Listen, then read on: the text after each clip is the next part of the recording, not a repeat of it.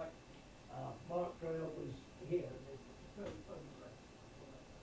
Well, on some of these things, you know, some of these gigs, and I got a recent gig I did, I hadn't posted, but I won't tell you, social media is the first thing to go.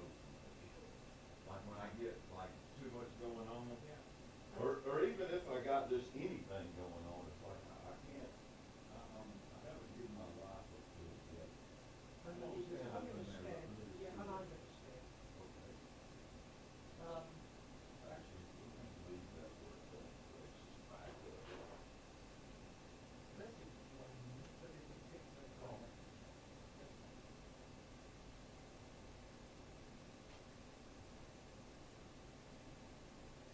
And I have that first one to talk about. I never treated my boyfriend, and I've got occasionally have knowledge, and then sometimes I lost the voice of death, so we don't feel that voice, memory. And so, some of the stuff is. I'm sure Nashville is like, And you- a pretty good place to go. I don't think go in there. With all the singers there is here. Is that gonna be good? It's gonna have to come down. Okay. I'd like you to be straight into the mic where it's almost like you're looking straight over. So let's just move this over. Yeah. I need to bring this mic up by a inch. I've got it. Closer. Okay. Yes. So anyway, we can go in, unlike most hospitals, we walk in, the first one gets in the week.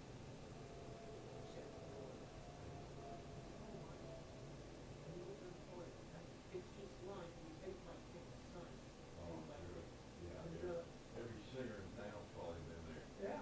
Let me get this turned on here, Yeah, Mike. let's see what we're doing. I need to warm up here anyway. Today we have the privilege of saying Scott a distinguished expert in the realm of strategy. He is a retired FBI supervisory specialist with an illustrious 30-year career, predominantly dedicated to investigation of cybercrime. Throughout his tenure with the FBI, Scott has been at the forefront from combating digital threats and has become a beacon of knowledge in cybersecurity. Now, I'll put my cans on here.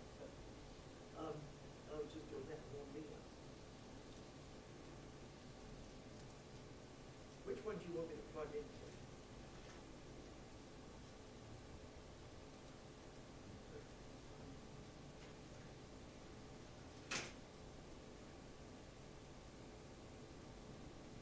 Number 2. Yeah. Is it tracking on your phone? From this day on?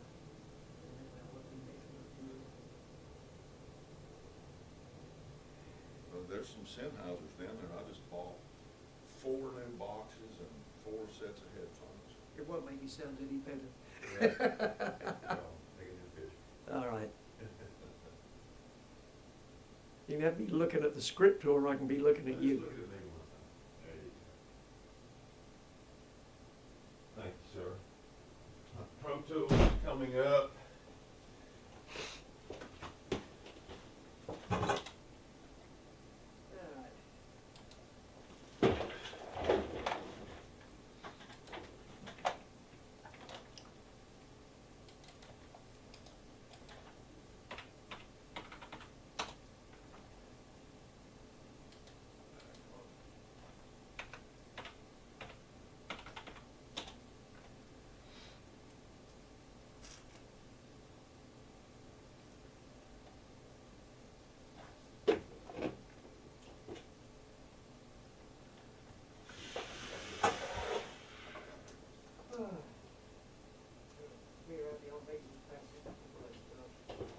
Taking just a minute to get going here. That's all right. I'm just going to read it through a couple times for myself. Yeah, you can go ahead and warm up if you need to. Yeah, I've been trying since 5 o'clock this morning, on and off. But as soon as I start, one of the cats get me up at 5 o'clock. So I thought, I'm up. You know, what the hell? Yeah. So, But I couldn't be too loud because Precious got a songwriter sleeping on a sofa, you know. And you think, oh, well, of course. All right. Anyway, I'll just go through, see what we got. Today we have the privilege of learning from Scott Orgenbaum, a distinguished expert in the realm of cybersecurity. Scott is a retired FBI supervisory special agent with an illustrious 30-year career, predominantly dedicated to the investigation of cybercrime. Throughout his tenure with the FBI, Scott has been at the forefront of combating digital threats and has become a beacon of knowledge in cybersecurity. Still doing some levels here? It's going to be 1 second. I had you go in there just a second too early. I needed to get my Didn't know we were rolling yet. my template together, and I'm just doing this for me, you know, no, so. I'm ready in like 15 seconds. Believe me, I'm in no hurry. Take all this away. Reverb off. I'll put the reverb All right, there you go. I've got some water in here and some coffee if you want. I may see how the voice goes. If I get too watery, I'm getting slobbery. But then at the same time, something warm often helps. Okay. But anyway, do you want to have a run through, see what it sounds like? Yes, which one are you going to start with first? The one that says, today we have the privilege of learning from. Okay, so if you don't mind, did you... Do you want to slate it? Did you copy the headings in there where it says voiceover 1? Yeah, voiceover 1 for Mike, section 1 in opening video. So what I need is a slate for all this is just voiceover 1, 2, 3, whatever it is, just to announce that so I can know what it is. So I could just do VO1. Yeah. Is that enough? Just say VO1, Paul. Do I need to give my name on it, or don't you care?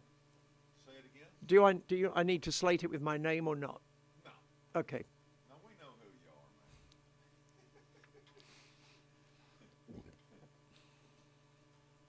man. Yeah, I've been here before. All right. All right, let's just...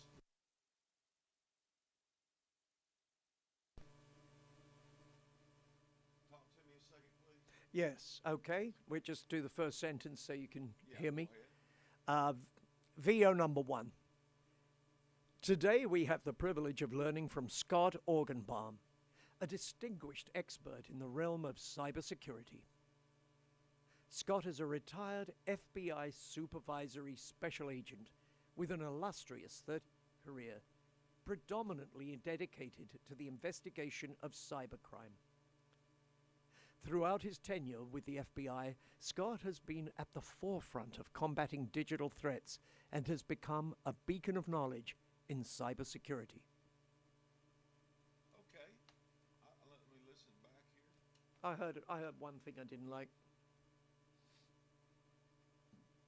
Special agent with an illustrious 30-year career, predominantly dedicated to the investigation of predominantly dedicated to the investigation of cybercrime.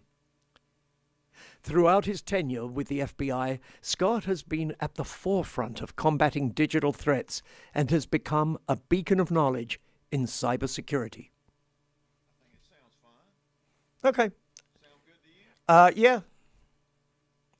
We may have to listen to the whole thing and see whether it all works to the end, but I'm all right now. Okay. Pick it up from there. Let's just start from the top. Yeah. We're rolling. VO number 1. Today we have the privilege of learning from Scott Orgenbaum, a distinguished expert in the realm of cybersecurity. Scott is a retired FBI supervisory special agent with an illustrious 30-year career predominantly dedicated to the investigation of cybercrime. Throughout his tenure with the FBI, Scott has been at the forefront of combating digital threats and has become a beacon of knowledge in cybersecurity. He is the author. He is the author. Let's go back. Can you hear me? Yeah.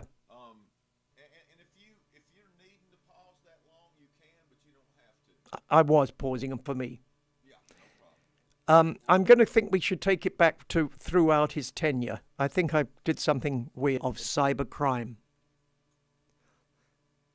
Throughout his tenure of cybercrime. Throughout his tenure with the FBI, Scott has been at the forefront of combating digital threats and has become a beacon of knowledge in cybersecurity. He is the author of The Secret to Cybersecurity, a simple plan to protect your family and business from cybercrime, a pivotal resource that demystifies the complexities of cyber protection for individuals and businesses alike. Scott's expertise is not only recognized in the literary world, he is also on major television platforms.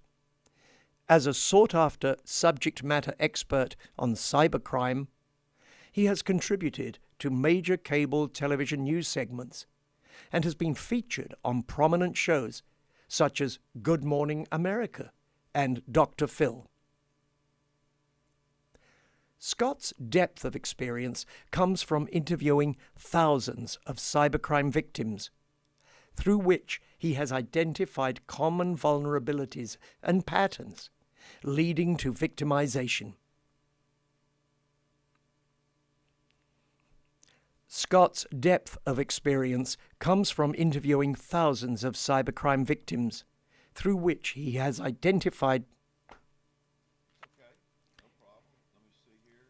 Scott's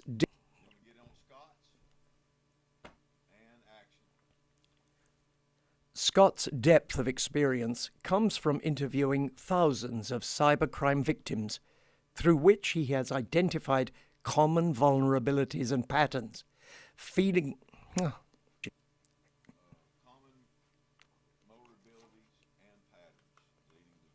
I know. Thousands of cybercrime victims.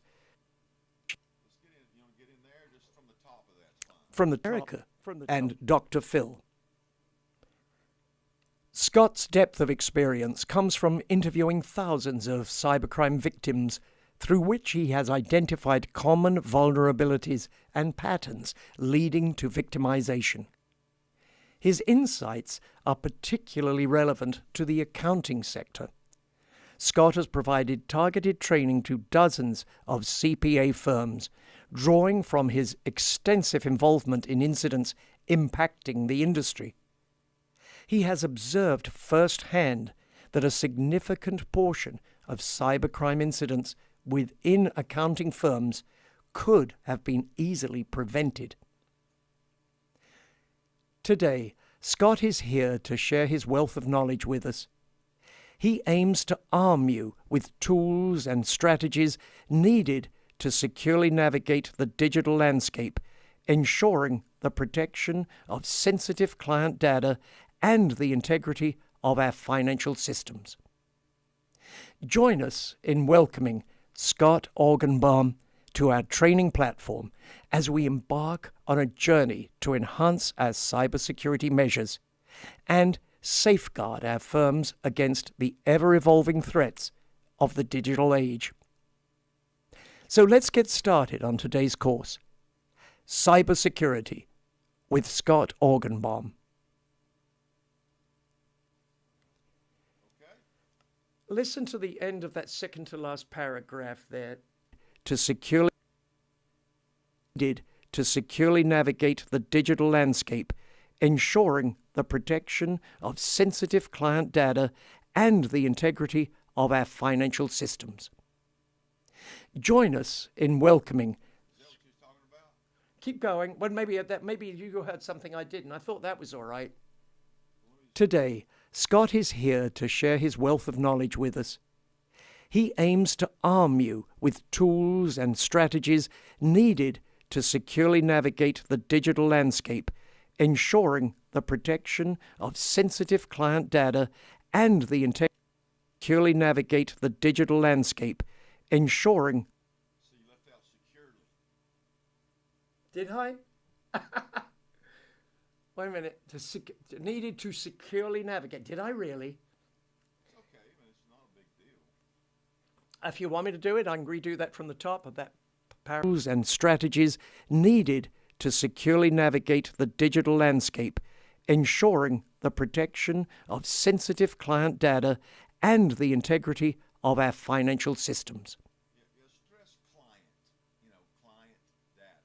You don't have to rush through that one. You're saying that I did do it or I shouldn't do it? The securely, Where's the security? Securely navigate. after navigate the digital landscape securely. Oh, I'm sorry. I switched it because I couldn't. I put needed to securely navigate. I just couldn't say it the other way round. So listen to it back. I've put arm you with the tools. I know what you did, but basically this has to match the website. It has to match the text. Oh, that's why I wondered whether I could even do that. But I thought you said I could. Well, if you think it's, how many of these things do you have first of all? That was probably the main one. Needed to navigate the digital landscape securely. It's such a hard one to do, but I can do it. You can go slow through it. What it is, really, if you have a bunch of them, I'll just get the laptop and the document and make the changes. Basically, everything's got to match. Okay. Well, that's what I thought, but for some reason I thought you told me. No, I did tell you, but do you have more changes? I don't think I've got anything else. Okay. Let's have a look. But let me do it your way, all right? Let's see if I can do it. One thing, fine. Let's see if I can do it, then. Okay. Let me know. Today, Scott is here to share his wealth of knowledge with us. He aims to arm you with tools and strategies. You want to just go from the top of that? Yeah, it's easier to do it from the top, I think. Within accounting firms could have been easily prevented. Today, Scott is here to share his wealth of knowledge with us. He aims to arm you with the tools and strategies needed to navigate the digital landscape securely, ensuring the protection of sensitive client data and the integrity of our financial systems. Join us in welcoming Scott Orgenbaum to our training platform as we embark on a journey to enhance data and the integrity of our financial systems. Join us in welcoming Scott Orgenbaum to our training platform as we embark on a journey to enhance our cybersecurity measures and safeguard our firms against the ever-evolving threats of the digital age. So, let's get started on today's course, Cybersecurity, with Scott Orgenbaum. I think that was good, man. Yeah. Can we just listen down from the top one time? Please. Just have a seat if you want and rest if you need. No, I'd rather just stand because today we have the privilege. All right, let me just give me one.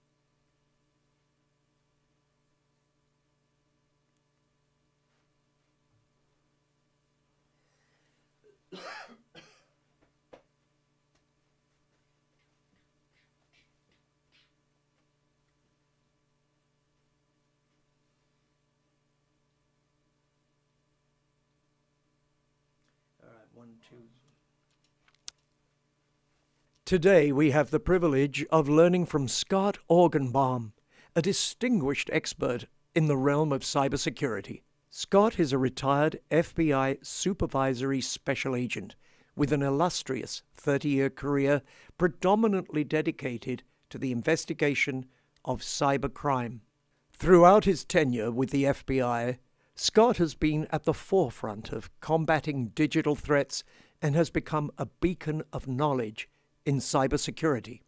He is the author of The Secret to Cybersecurity, a simple plan to protect your family and business from cybercrime, a pivotal resource that demystifies the complexities of cyber protection for individuals and businesses alike.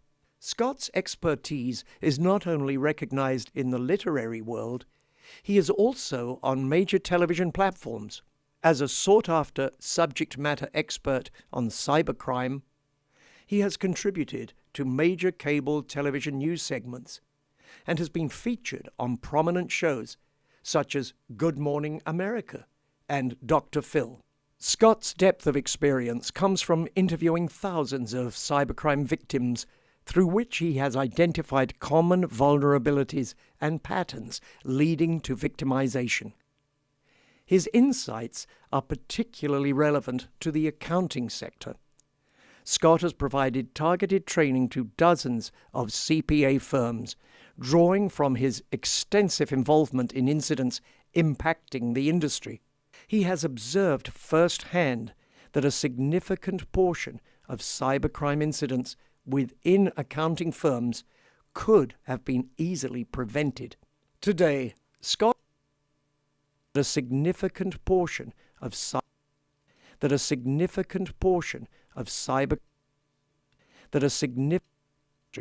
he has observed firsthand that a significant portion of cybercrime incidents within accounting firms could have been easily prevented.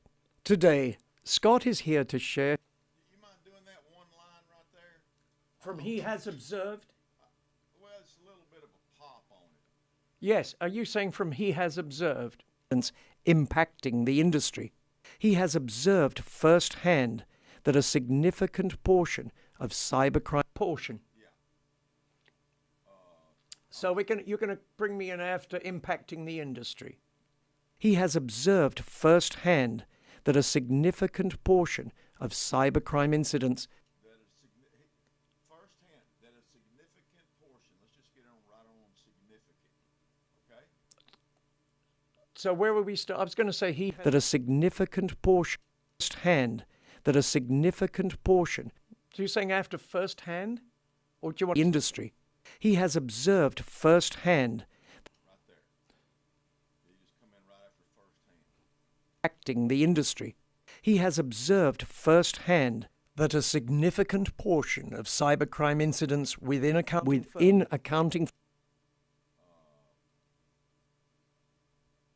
think that's okay. Let me peel this back. that a significant portion. That didn't sound right.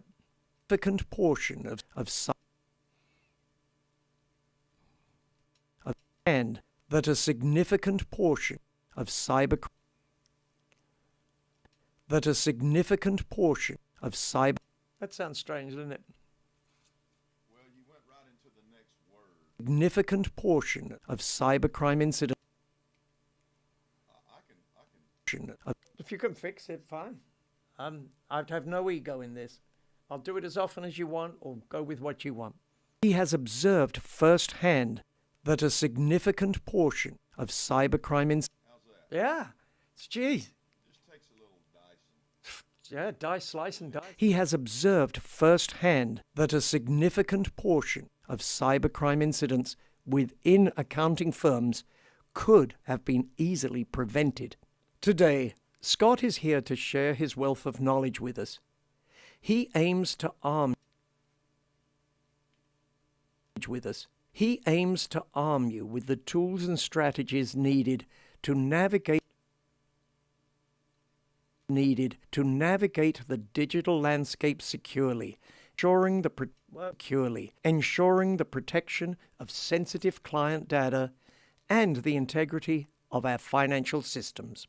Join us in welcoming Scott Orgenbaum to our training platform as we embark on a journey to systems. Join us in welcoming Scott Orgenbaum to our training platform as we embark on a journey to enhance our cybersecurity measures and safeguard our firms against the ever-evolving threats of the digital age. So, let's get started on today's course, Cybersecurity, with Scott Orgenbaum. I think that's it. Some of the levels sounded a bit of a, Well, like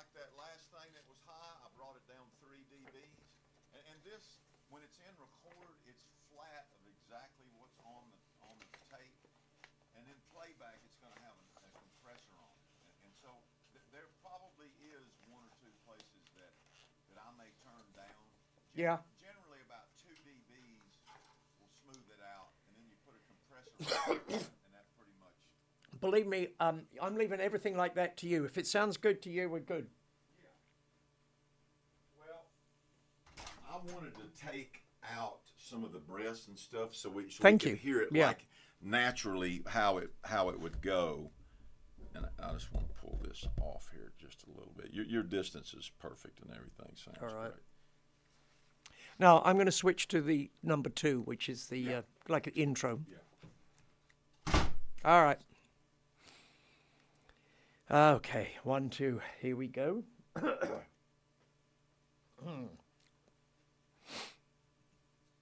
Yeah, let's see. I'm like totally excited just thinking that I'm freaking We're nearly there. yeah, but like really, yes. Oh, it's like the captain of the Titanic, isn't he? Saying, "Well, number 1, it looks like we're making really good time. Should be there by about 7 o'clock." Did you hear that? Number 1, I'm okay with number 2. I'm actually okay with 3 or 4. Just as long as we are. If we put it on there and it's good, and they go, "Yeah, that's good," and it's good, isn't it? Well, we only need 1/10 of 1% of the market share because there's 700,000 of these people. That's right. So, yes. All right. Yeah, selling 70,000 would be nice, wouldn't it? Yeah, exactly. Oh, 7,000. 2. All right, and I'll slate it. Okay, I can hear me.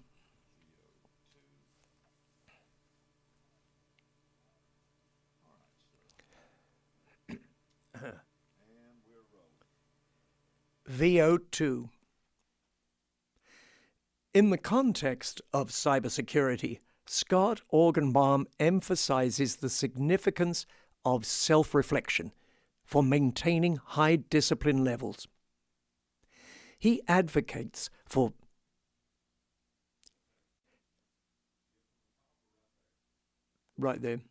maintaining high discipline levels. He advocates for regular self-assessment to ensure. Sorry, put an S on that levels. Okay? Oh, well, do you want to take it from the top? I don't mind. Take it from the top and that there wasn't an S on levels. Okay. It's okay. VO2. In the context of cybersecurity, Scott Orgenbaum emphasizes the significance of self-reflection for maintaining high discipline levels. He advocates for regular self-assessment to ensure that personal and organizational cybersecurity practices are robust and effective. This involves questioning one's behaviors and identifying areas for improvement continuously. Orgenbaum suggests that taking concrete actions towards enhancing cybersecurity measures are crucial, underscoring that proactive steps are more valuable than mere discussions.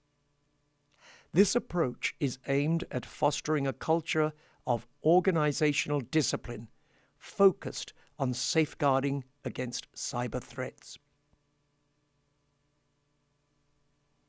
I thought that was pretty good. I think there was something sound a bit fluffy in there if you want to play it back. In the context of cybersecurity, Scott Orgenbaum emphasizes the significance of self-reflection for maintaining high discipline levels.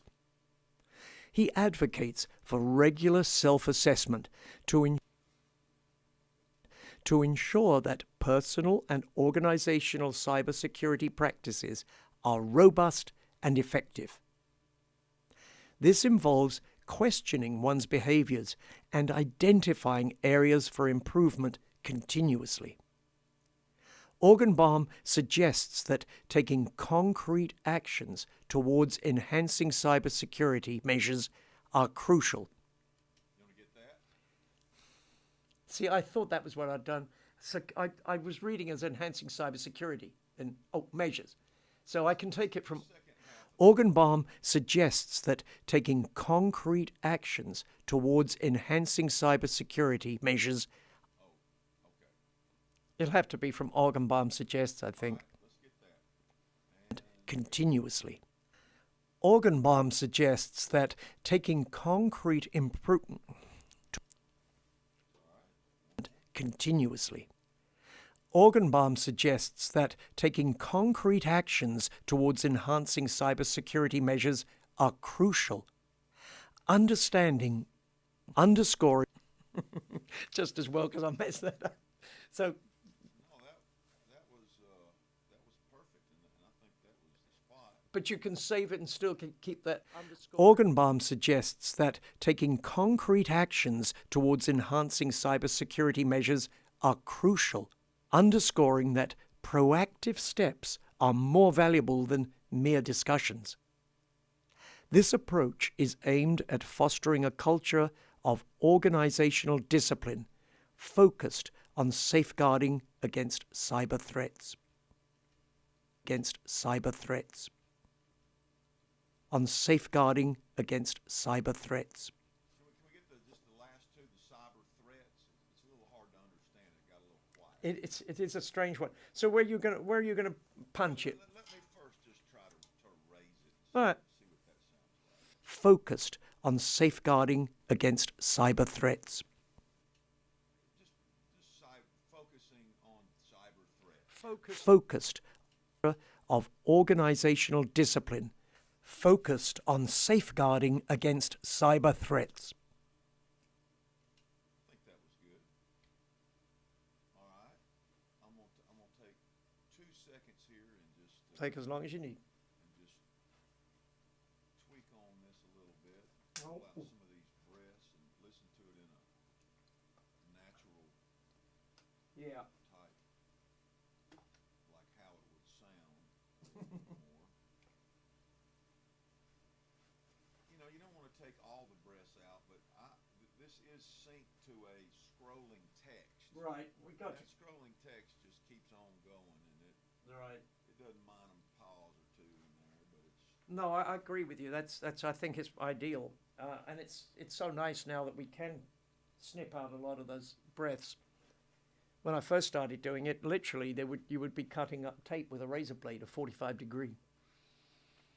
Yes. So let's just listen to this one more time, and then we're moving on. In the context of cybersecurity, Scott Organbaum emphasizes the significance of self-reflection for maintaining high discipline levels. He advocates for regular self-assessment to ensure that personal and organizational cybersecurity practices are robust and effective. This involves questioning one's behaviors and identifying areas for improvement continuously. Organbaum suggests that taking concrete actions towards enhancing cybersecurity measures are crucial, underscoring that proactive steps are more valuable than mere discussions. This approach is aimed at fostering a culture of organizational discipline focused on safeguarding against cyber threats. Good? I'm with it.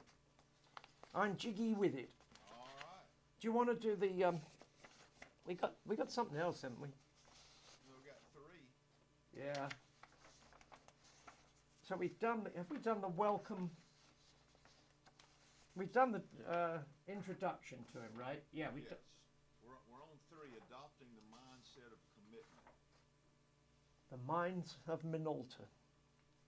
Which one's that? Where's that? Hang on. Does it begin objectives after completing the course? Is that it? No, this is number 3. That's adapting a mindset of commitment in cybersecurity. Don't tell me I didn't print that one out. It should be on the same page as 2. Well, I copied them to... I've got it right here. Yeah, let me come and get it. No, I'll come get it. Or you want some water? You want to fill your water up? Well... I've got some this ionized water in here.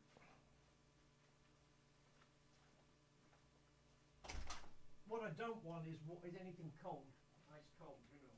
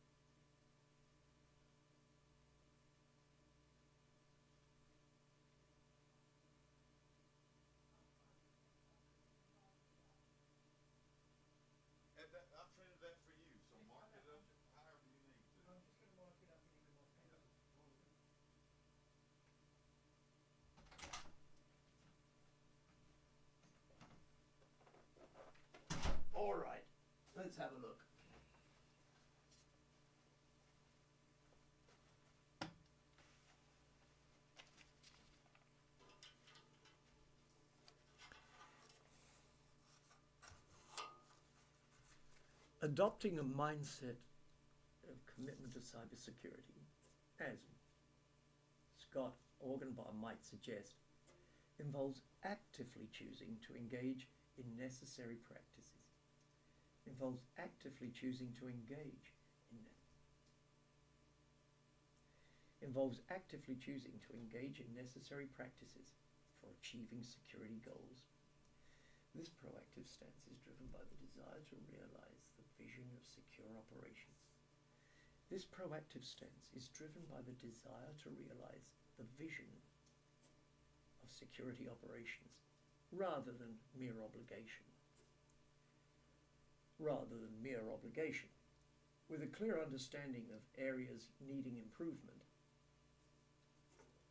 highlighted by survey results, a professional can focus on overcoming these challenges, emphasizing discipline and continuous self-improvement. Emphasizing discipline and continuous self-improvement.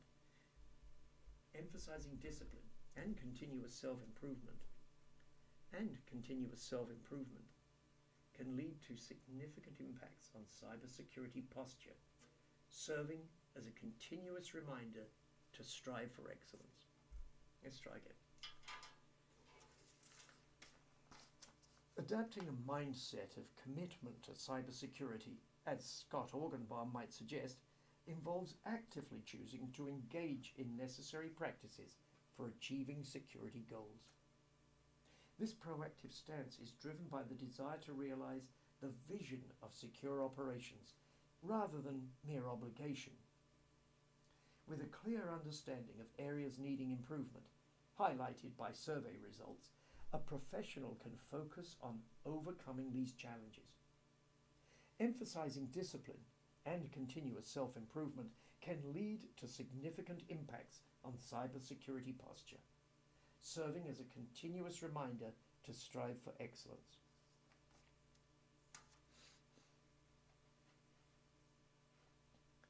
I could probably give it a roll.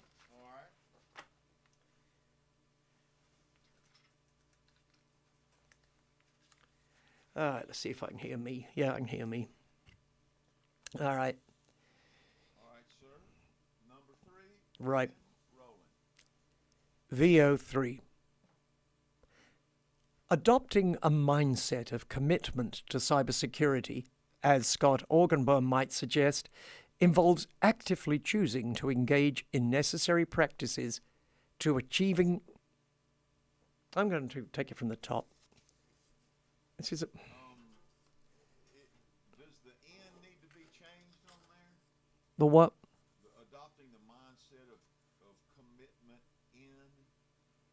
Commitment in cybersecurity. Did I say 2? Well, you said at or something. I probably did. I need something to prop this up because I can't see it over the mic. So You want to raise the thing up? I could do that. Here, let me go. On this one, I think I will, because right now it's directly behind that. I see. There you go. Yeah, that's better. Perfect. Perfect. All right, Just thanks. stay right direct on that thing. Yep. All right.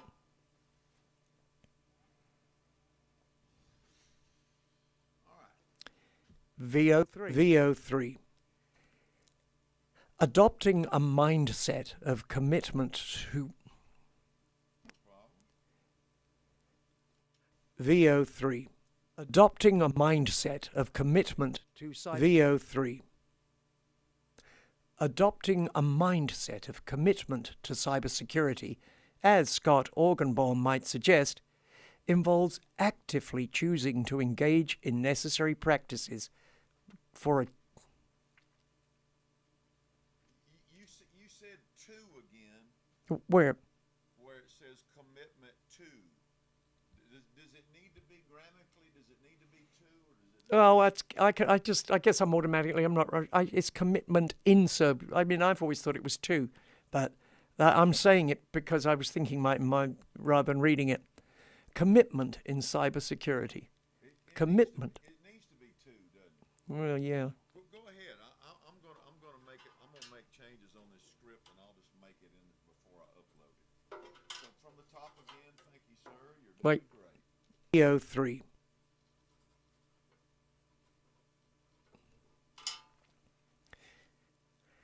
Adopting a mindset to commitment in cybersecurity, as Scott Orgenbaum might suggest, involves actively choosing to engage in necessary practices for achieving security goals.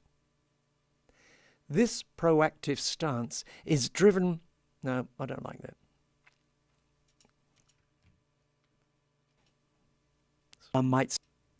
Adopting a mindset to commitment in cybersecurity, as Scott Orgenbaum might suggest, involves actively choosing to engage in necessary practices for achieving security goals. This proactive stance is driven by the desire to realize the vision of secure operations rather than mere obligation.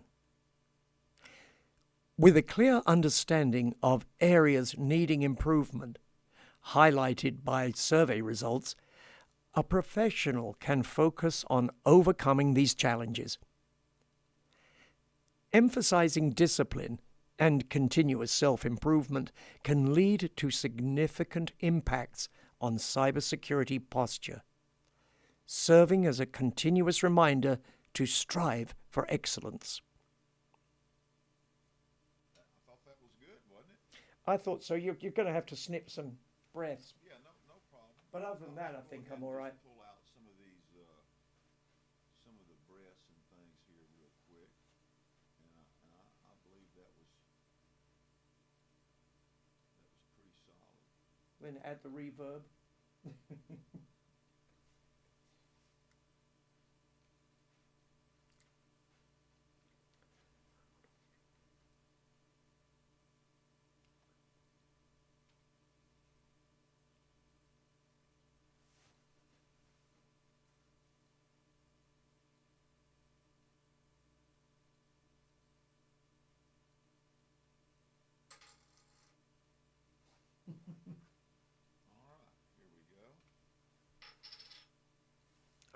Adopting a mindset to commitment in cybersecurity, as Scott Orgenbaum might suggest, involves actively choosing to engage in necessary practices for achieving security goals. This proactive stance is driven by the desire to realize the vision of secure operations rather than mere obligation. With a clear understanding of areas needing improvement, highlighted by survey results, a professional can focus on overcoming these challenges. Emphasizing discipline and continuous self-improvement can lead to significant impacts on cybersecurity posture, serving as a continuous reminder to strive for excellence. There was something about the second line down, I thought, as Scott Orgenbaum might suggest, involves actively choosing to engage in necessary practice. Could you just listen to Adopting a mindset to commitment in cybersecurity, as Scott Orgenbaum might suggest, involves actively choosing to engage in necessary practices for achieving security goals. I just didn't know whether it was too much of whether I'd made a bit of a gap between necessary practices and for achieving security goals. But if it sounds all right to you,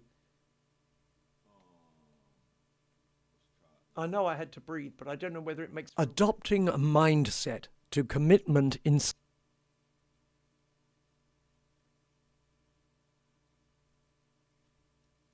Adopting a mindset to commitment in cybersecurity, as Scott Orgenbaum might suggest, involves actively choosing to engage in necessary...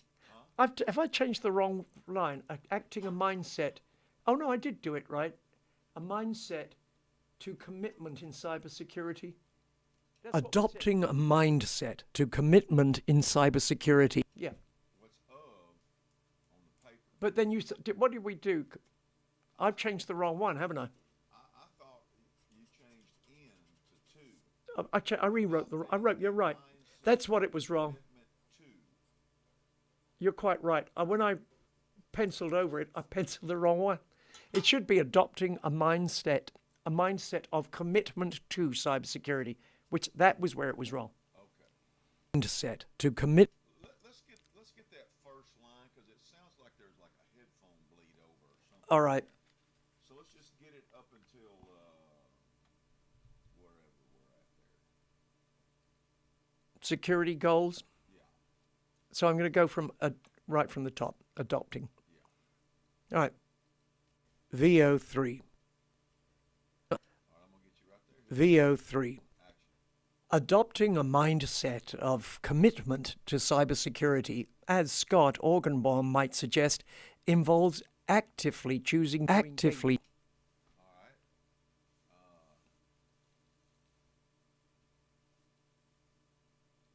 think that's good. I've just got a. commitment to cybersecurity, as Scott Orgenbaum might suggest, involves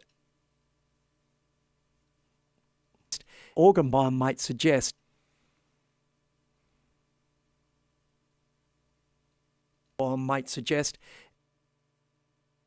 involves actively choosing.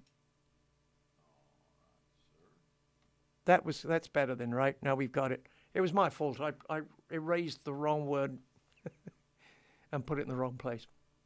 No worries. Just gonna tighten this up a little bit.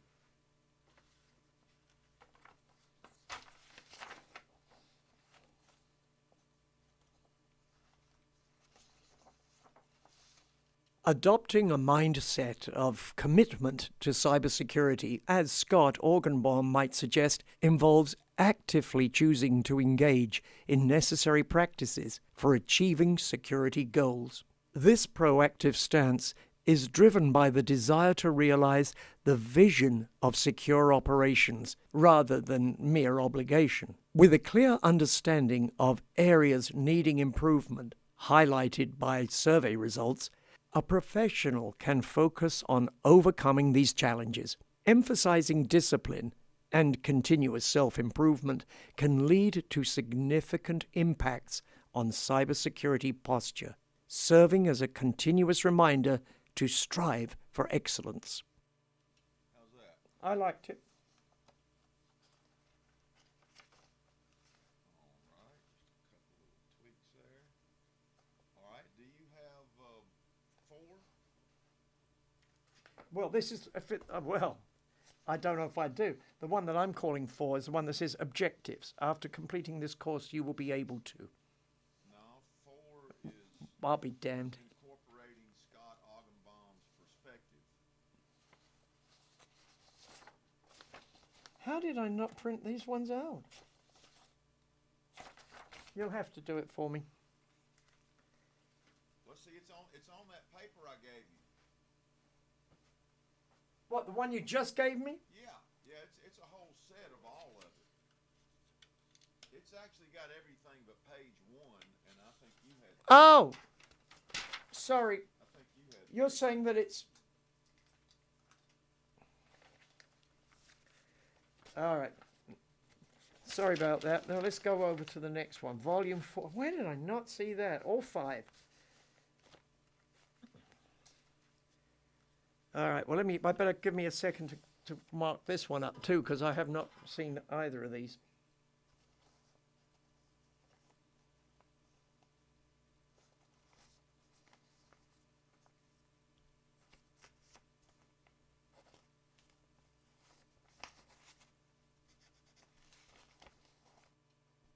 VO3.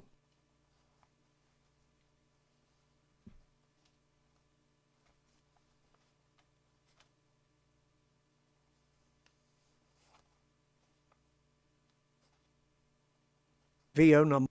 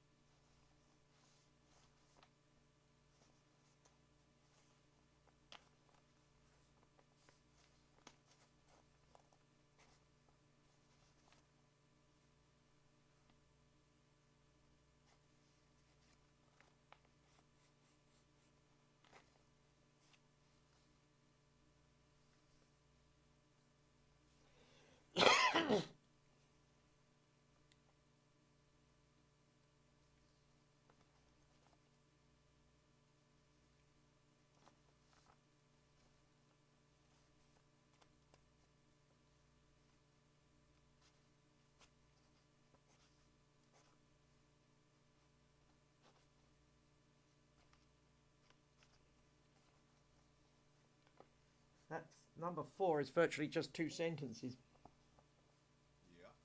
Yeah. Yeah. A lot of breaths in there. All right, well, the worst, I mean, let's just run it and see what happens. Okay.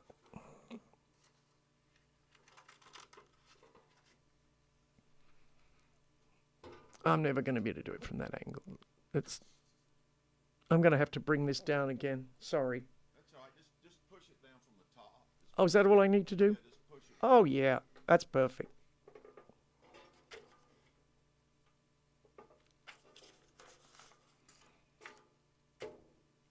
All right. Here we are at VO4.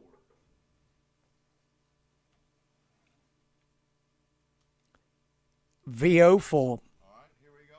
Action.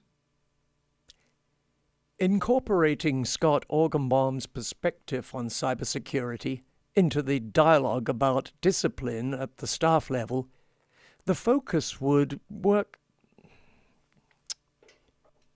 I've got to get closer to this. Focus on the. I was trying to make these to where I didn't have to have staff, partners, the dialogue, this one, staff. It's all right. It's me. It's my reading is the problem.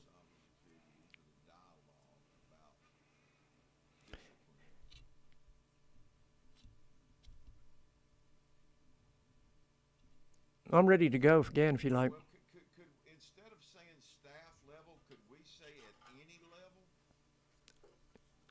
Yeah. I mean, would that encompass staff, partners, managers? Yeah, at that literally, it's from the CEO to the guy sweeping the floor.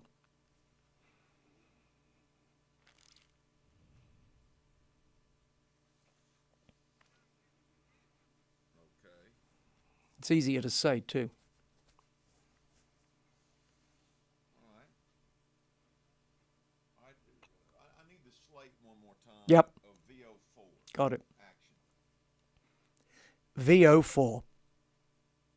Incorporating Scott Orgenbaum's perspective on cybersecurity into the dialogue about discipline at any level, the focus would shift towards setting effective cybersecurity goals, developing and executing strong security work habits, and scheduling work to meet both organizational and client security needs. This discussion would delve into each area, emphasizing the critical role of accountability in cybersecurity practices. Imagine John Right there. That was good up until. accountability in cybersecurity practices. Imagine Scott guiding professionals to reflect on their Same punch. accountability in cybersecurity practices. Imagine Scott guiding professionals to reflect on their discipline in cybersecurity, urging them to consider how they can enhance their practices in goal setting, work habits, and scheduling, all underpinned by accountability for a safer digital environment.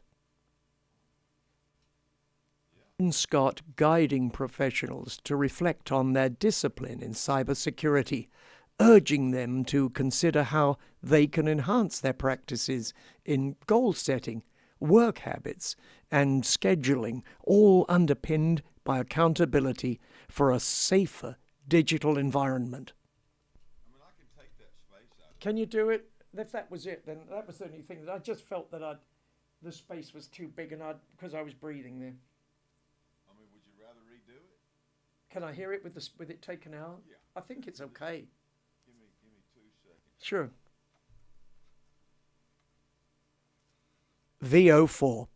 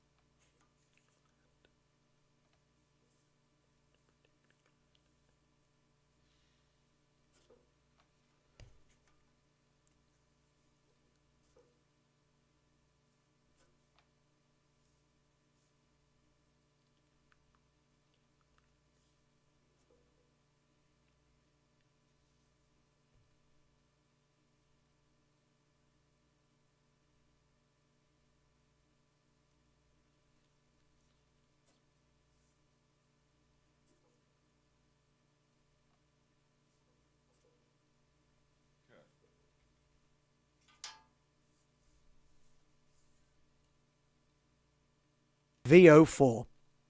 Incorporating Scott Orgenbaum's perspective on cybersecurity into the dialogue about discipline at any level, the focus would shift towards setting effective cybersecurity goals, developing and executing strong security work habits, and scheduling work to meet both organizational and client security needs. This discussion would delve into each area, emphasizing the critical role of accountability in cybersecurity practices. Imagine Scott guiding professionals to reflect on their discipline in cybersecurity, urging them to consider how they can enhance their practices in goal setting, work habits, and scheduling, all underpinned by accountability for a safer digital environment. And that would be called the shuffle tool. The shuffle tool makes it so when, like, you got this voiceover, you just grab every little space and hit delete, and it just butts it right up. It shuffles. It sounded good, but I could imagine sometimes it might make it really sound strange when there wasn't one at all in there. But that worked out great, I thought. Well, I mean, breath is natural. Yeah, I know. And sometimes, like when you're doing radio, you just cram the words as fast as you can, But What is odd is sometimes when you go to YouTube and there's one of these commercials pops up at the beginning and they've got a voice on there which is obviously computer generated to sound human, and there is no breath anywhere throughout it. And it feels weird. They have got that AI shit down. I know they have, but it just... And and I've seen 2 or 3 Willie Nelson things that I mean, I've hung out with Willie and I know that bunch, and he don't do ads for just random stuff. And this one was obviously made up with his voice on AI, because you could see his mouth, you know what I'm saying? Yes. You could see his mouth not really moving, and his voice sounds sort of like Willie, but not really. And so I sent it to Buddy Cannon, which I don't know that Buddy really responded to me, but I wanted to make him aware because he produces Willie. Yeah. And I thought, this is weird shit, I mean, the thing is, though, it's going to get better. It's so, in other words, even the bit that you said, that didn't sound quite right. No, it's in about 6 months, you won't notice that. And that Joe Rogan and all that stuff Yeah. with him, that alpha brain. Yes. That ad is like so overdone. I mean, I've seen it a million times, and some of it's AI, some of it's him, and they've just basically hacked everybody and put them on AI. I don't want to sound like, we want it to be back like it was in the 1940s or something, but I think there's limits to what we should be doing. Yes. And that's it. Are we doing number 5, by the way? Number 5, sir. Do you have this one on your page? I do. I'm looking at it amazingly. I just looked at the bottom and it actually says Scott's name, and I didn't know whether that was meant for him to read that. No, I know that, but I mean, I just looked at that and I thought, well, that's not meant to be his VO. No. All right. Well, I think we could have a go at it if you like. I can slate it and just go in and try one. Go and action. VO5. Upon completing this course, you'll gain the ability to safeguard your organization's data and protect client and personal information effectively. You'll learn that with the right knowledge, up to 90% of cybercrime can be prevented. The course equips you with the essential skills needed to minimize your risk of becoming a victim of cybercrime, empowering you with the tools for a safer digital environment. Sounded good to me. Let me pull out a couple breaths. Yeah, that was probably the best one I've done.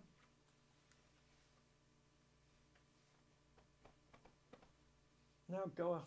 Tell them to go out and sell this thing.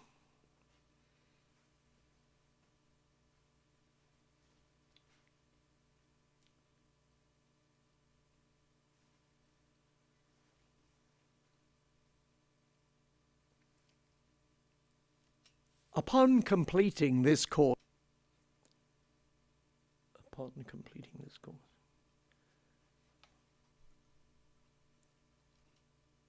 Upon completing this course, you'll gain the ability to safeguard your organization's data and protect client and personal information effectively. You'll learn that with the right knowledge, up to 90% of cybercrime can be prevented. The course equips you with the essential skills needed to minimize your risk of becoming a victim of cybercrime, empowering you with the tools for a safer digital environment. There you go. Now, the other question I had was, did you want us to do the one about after completing this course, you'll be able to differentiate between the 4 truths or something? Yes. What is that title? It just says objectives. I think that was the very first one on the... First page, yes. Yes.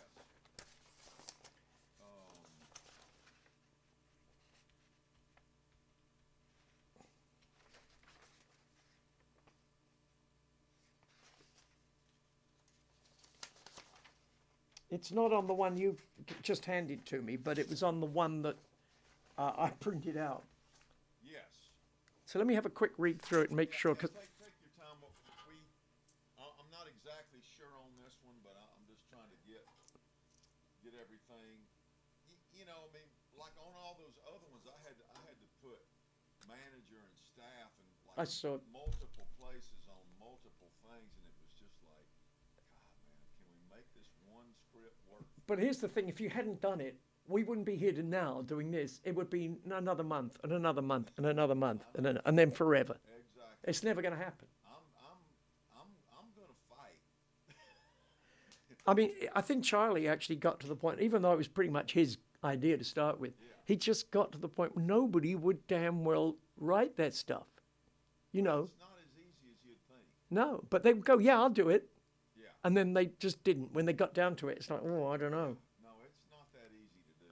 No, even just holding seminars. I've done seminars and stuff. They've got some workarounds to that, to getting into some content that's already been shot where people are just generalizing specific ideas. You know what I mean? It's just like this thing. You know, this guy's got 4 or 5 tricks up his sleeve. You Yeah. know what I mean?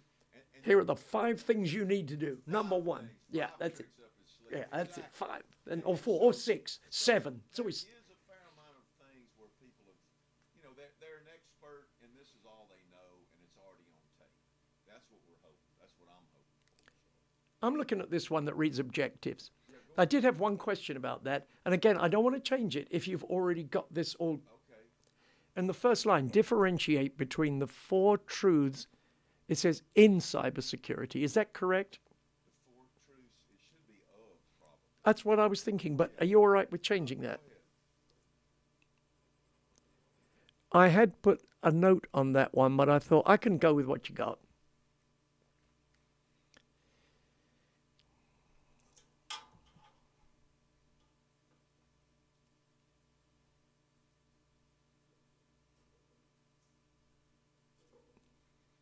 All right, then. Why don't we just have a go at it? Have a go. So we just call this, what do you want to call it? VO? Let's just call this page 1 objectives and action. Page 1, objectives. After completing this course, you will be able to differentiate between the 4 truths of cybersecurity. Identify your weaknesses when it comes to cybersecurity. Recognize the impact improved cybersecurity has on the firm's realization and your personal life. Define your next steps to improve your cybersecurity going forward. Program description. Cybersecurity hardware and software symptoms. It's okay. Get right there again. Program description. Cybersecurity hardware and software systems are easily bypassed by human operators tricked into providing system access by cybercriminals. Only a cybersecurity mindset is capable of preventing people from allowing cybercriminals to access their personal and professional computer systems via any internet-connected device. In this 1-hour course, the participant will review the behavior-based cybersecurity tactics developed by a retired FBI expert. Tactics capable of protecting people, property, systems, and reputation from cybercriminal activity. Experts will weigh in with questions from the real world, and in conclusion, the participant will walk away with a guide for cybersecurity awareness for themselves, their family, and businesses. Sounded good to me. Sounded fabulous to me. It's just stunning. Let me go. I need my Golden Globe up next to the Emmy and the Oscar. And Did you feel pretty good about that one? yeah, I did. Of course, it'd be different when I hear it back. Sometimes you. Yes, I want to start from a good place to know that you liked it. Yeah, I did like what we got. And I always pull the Just take my breath away, as they say.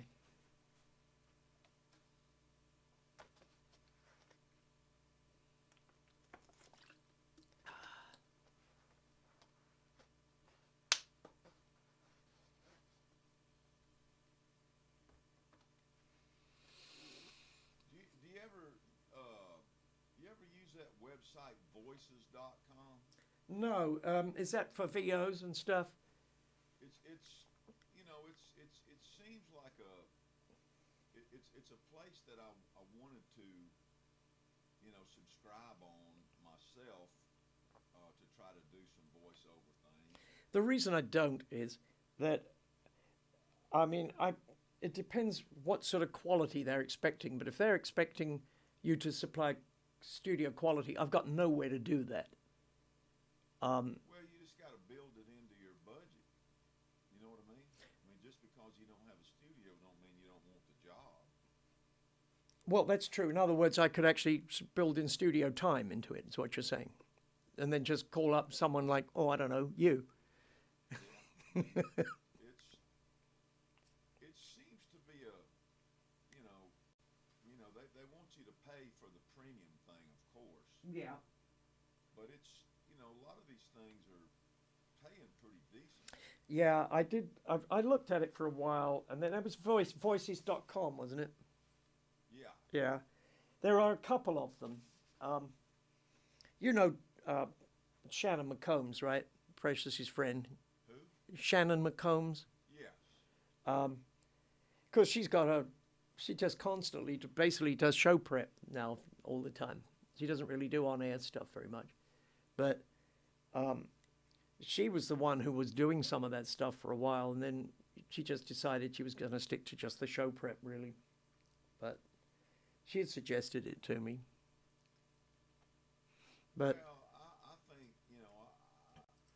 I think that your voice, especially with something about a good English accent, yeah, just makes it cooler to listen to. well, that's it, and I get away with that. You don't have to be the best; you just have to be the one they can find. Exactly. Oh, yeah, but that's the way I feel about it. It's and I haven't Free done. to sign up on, but they have if you want to get the premium. But see, what I didn't do is I didn't upload a bunch of examples, and I never really tried to work it. Well, of course, I've never used any of the ones that I've done with you here, so I don't have anything like that I can upload. The only reason that I've started looking at some of this is that a fair amount of people that I know that they've got these things for recording sessions and just, all this stuff online, and it seems to be to where you really don't have to deal with people. You just do the job, and anymore, the more I can stay away from people. I like people in general, but it's like sometimes it's like people just. Well, I know. The one thing I found though was that they would want me to do just an audition, from home, particularly for on-screen stuff. And then if you don't have a real camera and you're standing up against a wall, you've got no feedback. When I'd go to castings, usually the casting director say, okay, listen, what you want to do is more reflective on this take or something like that. But you've got no feedback when you don't go to a casting. Hell, I had a guy in here one time, man, with doing a voiceover for NASA. Oh. And they had the dude from NASA on the phone, like, exactly, that's what made me think of it, is he said, now this section we need this, and one section we need that radio voice you have, and the other section we need to do the same thing over again with just like a normal voice. I know. To him it was normal, but I know. Anyway, here we go, sir. After completing this course, you will be able to differentiate between the 4 truths of cybersecurity. Identify your weaknesses when it comes to cybersecurity. Recognize the impact improved cybersecurity has on the firm's realization and your personal life. Define your next steps to improve your cybersecurity going forward. Program description. Cybersecurity hardware and software systems are easily bypassed by human operators tricked into providing system access by cybercriminals. Only a cybersecurity mindset is capable of preventing people from allowing cybercriminals to access their personal and professional computer systems via any internet-connected. Is that too fast? The via seemed to like. That was just that gap between systems and via to access their personal and professional computer systems via any internet. Right there? What do you think? It sounds a bit like. No, I'm with you. I'm just going to make an adjustment on that. Do you still have the via original?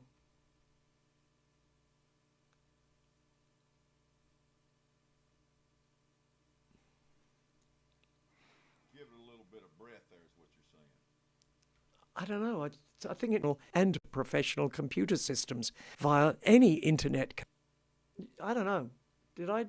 Maybe systems via any internet. That sounded better. What was that? Try that again. I just peeled it back.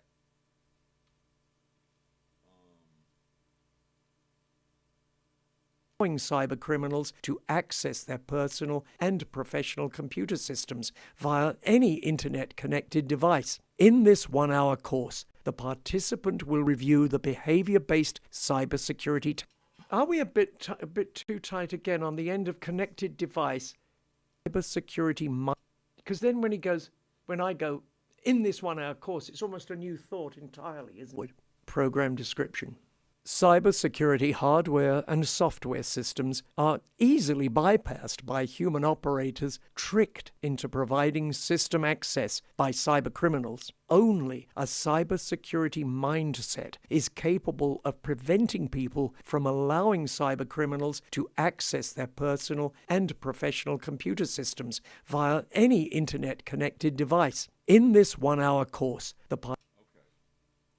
Yeah, that was better, I think. Just Well, I did it by eye, and I should have just done it a little piece at a time by listening. But sometimes by eye you don't. I think it just needed. I don't know. I mean, remember, No, it needs. I'm not trying to be a diva. I don't care. I mean, but It needs a little bit of a yeah. pause there because it's a new thought. Net-connected device. In this 1-hour course, the participant will review the behavior-based cybersecurity tactics developed by a retired FBI expert. Is that tactics got a little? It got raised up. Sorry. Behavior-based cybersecurity tactics developed by a retired FBI expert. Tactics capable of protecting people, property, systems, and reputation from cyber criminal activity. Experts will weigh in with Probably another little gap there, right? All right.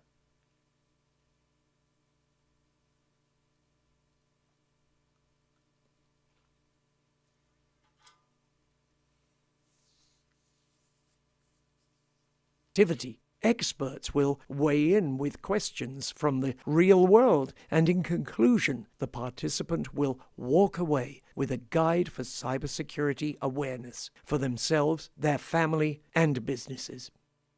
Sounded good. What do you think? Let me listen one more time.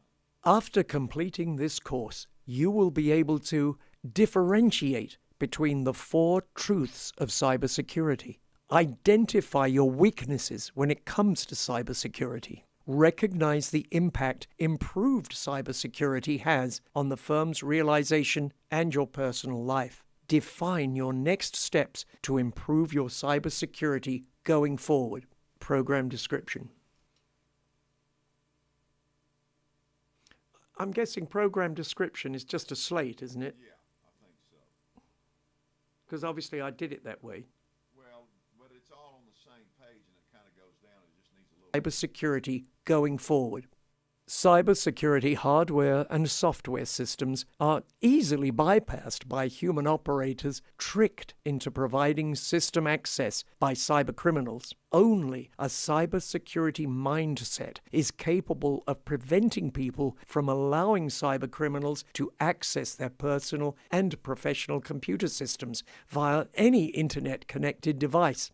In this 1-hour course, the participant will review the behavior-based cybersecurity tactics developed by a retired FBI expert. Tactics capable of protecting people, property, systems, and reputation from cybercriminal activity. Experts will weigh in with questions from the real world, and in conclusion, the participant will walk away with a guide for cybersecurity awareness for themselves, their family, and businesses. That'll do it. Thank you very much, sir. My pleasure. I will leave you your copy.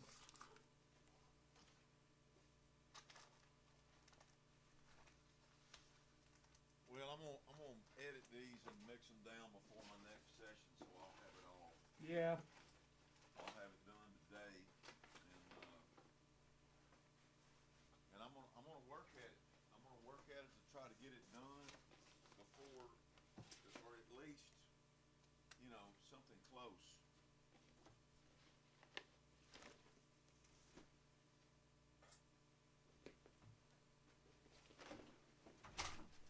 All right. Yes, sir. There we go. Oh, I do more storyboard work than voiceovers these days. Yeah. I did. I like one of my favorite people to work with, Troy Fanjoy, and she's wonderful. She's been around Nashville for years. And Trey? Trey Fanjoy. Yeah, I know who that is. And first one I did with her was Taylor Swift's first one. Well, first big that love story, and that she and I sat there at that dining table and worked on that thing before, because she knows, like, the really good directors, they want to get to the set or the location, and they know exactly what every shot's going to be. Yeah. I mean, and so she was like that. So we literally said, okay, I said, now you're saying it's white, but I mean, are you wide locked off, or are you going to go wide and follow it? There's little things. Yeah, you got all the little details. I said, okay, now we're going to do it. Is it going to be over the shoulder, or is it her POV? Let's see what we're going to do. So she's actually planned it all as we go through. So that's how we did Love Story. Love Story won ACM Video of the Year, CMA Video of the Year, CMT Video of the Year. Oh, yeah. It's nominated for a Grammy. So she kind of like. Oh, she's working with the big artists for sure. So anyway, she called me about a month ago, and she said, "Are you available?" And I said, "Yeah, I am." But then I didn't hear from her, so I'm sending her something like, "Hello," And then she says, "I had a terrible time." She said, I fell and broke my ankle. Huh. And she said, and then when I got home, I found that I had a pipe burst and the house was flooded, and then she said, "I'm trying to work on this video." I said, "I'll tell you what, why don't you just tell me what you're trying to get at, and I'll see if I can send you some thumbnails, and you can just tell me what's wrong with them, we'll take it from there." And that was for, I hadn't seen it yet, but it was Miranda doing a duet with Enrique Iglesias. So, and what is odd is, I'd done one about 2 months before that, not with her, but with another director, and it was a duet with Miranda and an R&B artist, male, and in each case, the director said, "No, listen, this is between you and me." No, she said, but like the first one, the one that was for the R&B one, she said, "We've got to frame this up because Miranda's kind of concerned that she looks kind of chubby right now." So I said, "Well, all right, so what can we do?" So we had her turning up at like a post 83, somewhere like this, you know. So I said, "Well, when she gets out of the car, why don't we just have her hold a guitar as she turns, and then she just looks like this instead of, you know." So we did that. So we do all that kind of stuff. But then on this one, the one with the Iglesias, okay, so Trace says, "Look, this is really kind of tricky." She said, "I mean, this is kind of a really romantic, you know, duet, but both of them are going to have their significant others there on the set, you know, and there's potentially some issues that getting concerned that their one is getting too close to the other one." I said, "Shit, this isn't, I mean, it's just make-believe, isn't it? You know." And they said, "Yeah, but..." You'd think, but it's a different world now out there. So, you know, so what had happened was, well, so he did this, she built this set with a lot of hanging gauzy drapery. So they were going to be coming through it and seeing each other as they walked through. So we had to do it so that when you see them, the back of his hand touches the back of her hand, but there's stuff between it. And you think, oh, come on. They're like actors, you know. You're not meant to think that, you know. But apparently, their significant others were kind of on the... I got the impression that they were both there because they figured there was something that might be going on, you know what I mean? So, but you say, well, shit, you know. So I still do mainly music videos, but I do quite a bit of commercials as well, which, frankly, I kind of prefer in a way, because although I always ask the director, listen, is the artist going to see this or not? And if they say no, I say, well, that's great, because all we're doing is really framing it up. That's all we're doing, that we know that we've kind of going to do a rack focus between these two. This one's going to, you know, it's going to be here or whatever it's going to be. But if they're going to see it, I've got to flatter them a little bit, you know. And it's not a caricature, it's not a portrait, it's just something for the crew to look at. But at the same time, if the client's going to see it, they're the director's client. And quite often what you've got is you've kind of got the director, who's my client, you've got the artist, but then technically, is the artist the client, or is the management company or the label? Yeah. You know, and often it's all three. You know, and everyone's, you know, got to be an expert on this. So it does get tricky. So I've always said to these directors, my job is to make you look great. Yeah. I mean, because no one ever knows who I am. Beauty shots. No one ever knows who I am. Yeah. It doesn't matter. But I say I want to get you there so we can start shooting from the minute everyone arrives on the set, and that you've finished by the time before you go in a time and a half. You know, well, usually it's midnight. And so if we can set these up, and I said quite often I'll say to them, you know, pardon me for suggesting this, but you've just got a new setup for that. Why didn't we, when we did that first one, why don't we use the same shot and just go with a longer lens on that? And that way you've got it lit, you've got the whole thing there, the crew's got there with the if they're doing in sync and all that kind of stuff. And that way you don't have to do another setup. It's probably going to save you half an hour. And they go like, yeah, I could do that. I said, why don't you? Because when I've taught at film school, I've always told everybody, the first thing you seem to want to do is the kids think, you want to shoot it from here, you want an angle from here, you want one down there, you want to have them running along, and then you have one camera behind, one behind. I said, don't do that. I said, you have one, and you either lock it off and then walk past it, or you do it and following it along, and don't go across the line and have the camera on the other side next time, because the people won't understand why that person's going from this side to that when they were going like that before. So try and get this done, and if you can do this, you can get you can gang all these shots. That's where you want a storyboard. You can have this scene, oh, and that one. I shoot that whole lot before we even go to a lunch break. You know? And so for me, I love doing it that way, because quite often I've got directors who will call me up and they haven't really even thought it through yet, but they like working with me because they can actually decide what they're going to shoot. You Yeah. know, while they're talking to I me. like it. I Does like that it. make sense? What you got? Here, let's take a Oh. picture here. Yeah. Yeah, I've got my fur of records showing Perfect. under there. Yeah. Appreciate it, fine. brother. I'm gonna slice and dice this stuff up and just probably, you know, there's a couple little places where I might change the level or something and Yeah, I tweak it. could hear a couple of things, but There the was- level changed between here and here. Well, it was you know. just the delivery of the moment, and, There was some and that's pumping. okay. A lot of times when I take it out of record and the compressor's on there, it fixes that automatically. But I'll probably, as I looked at the low parts, you know, you can look at a file and you know if it's all the way up here and the rest of it's down here, then chances are you might need to bring this one down to the size of the other one, or listen to it because sometimes it needs that inflection to be a little That's a good louder, point. and it's okay. You don't want it necessarily. Yeah, you flat. don't want it monotone. You need the reflections to bring energy to the script. There were a Yeah. couple of pops in there. I don't know whether you can do much about those. They weren't. I fixed the one that I thought was poignant, and basically all I do is you can when you stretch it all the way out, that file looks like this. It's like a little jagged line. You just select that. You go up to the EQ. You roll the whole EQ off at the end, the low end.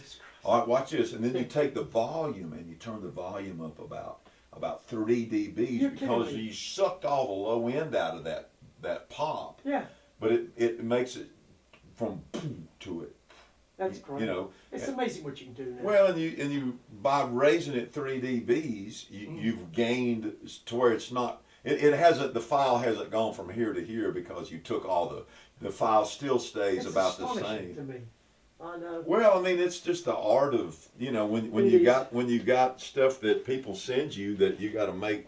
You got to do something. You got to Oh, I'm make gonna use chicken salad out of chicken I've shit. Got, you've got a restroom down here. haven't Yeah, you? right there. Oh yeah, I Go can ahead. remember. Take Yeah. Because I've got to go from here somewhere before I get. Oh, you're good. All right, that's great. Thanks. Okay, let me just find a mic. Take your time. That's it. I'm gonna start this thing up. Oh yeah.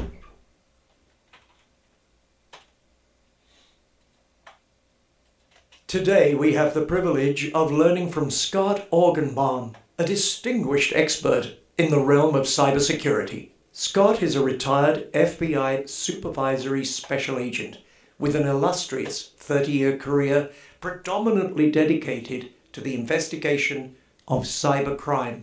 Throughout his tenure with the FBI, Scott has been at the forefront of combating digital threats and has become a beacon of knowledge in cybersecurity. He is the author of The Secret to Cybersecurity, a simple plan to protect your family and business from cybercrime, a pivotal resource that demystifies the complexities of cyber protection for individuals and businesses alike. Scott's expertise is not only recognized in the literary world, he is also on major television platforms. As a sought-after subject matter expert on cybercrime, he has contributed to major cable television news segments and has been featured on prominent shows such as Good Morning America and Dr. Phil. Scott's depth of experience comes from interviewing thousands of cybercrime victims, through which he has identified common vulnerabilities and patterns leading to victim.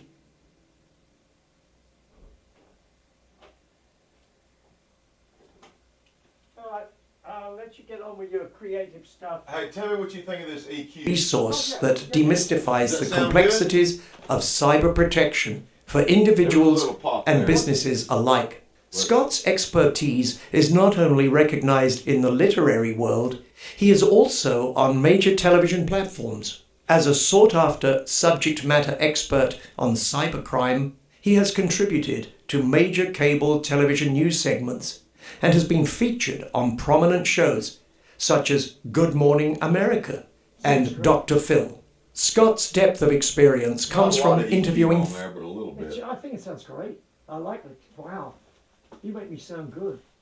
Well, you know, No, I mean, it's, I had that Neumann rebuilt. Cost me $800. but it's a $3,000 mic, and I can Yeah, see it does. Yeah, the case is all beat up, but the insides are brand new. yeah, that's right. That's right. That doesn't matter. It stops people wanting to steal it. Well, that mic right there is a $400 mic, and it sounds, everybody's using those, Yeah, and it sounds good too, you know.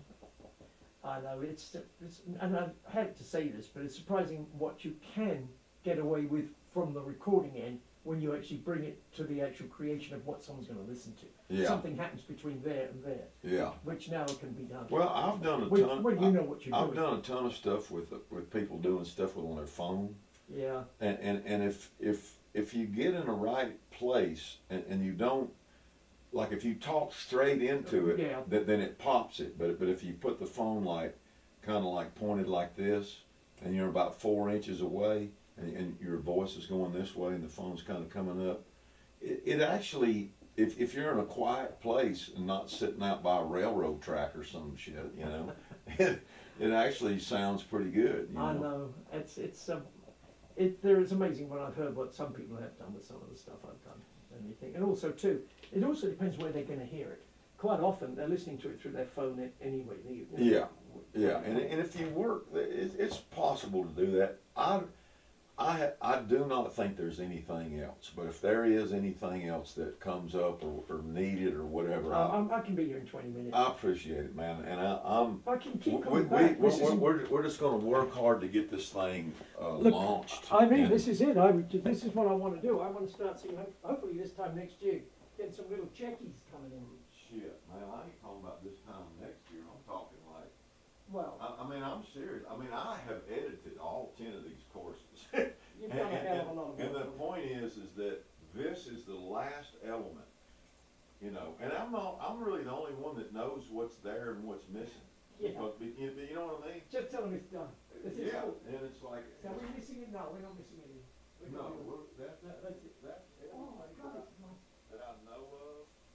Isn't it crazy? No one like 2 days ago.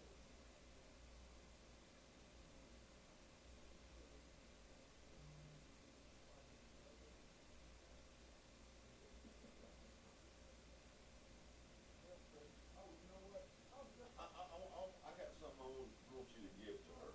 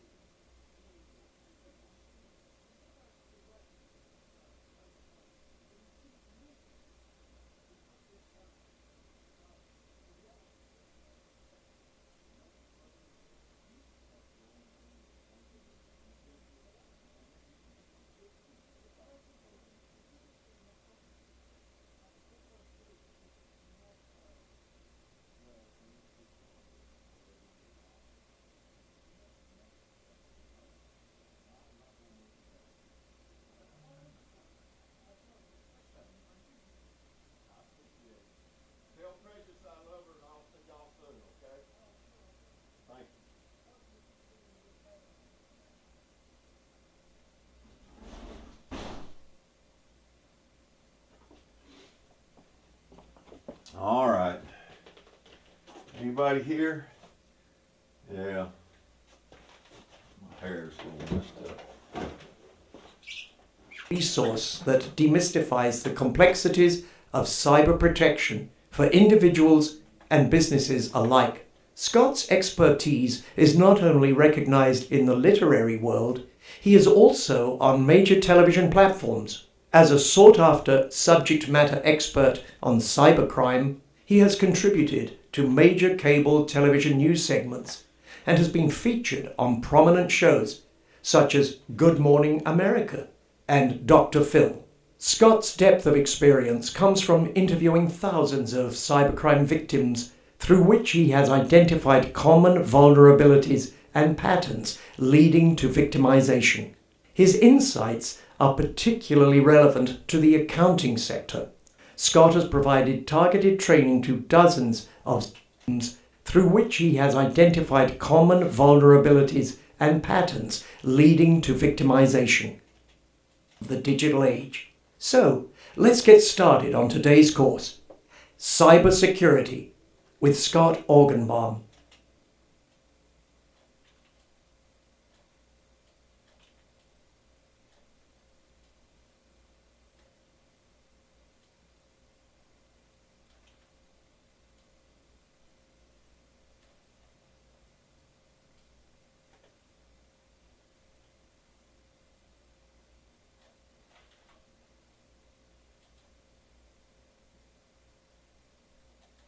VO number 1. Today we have the privilege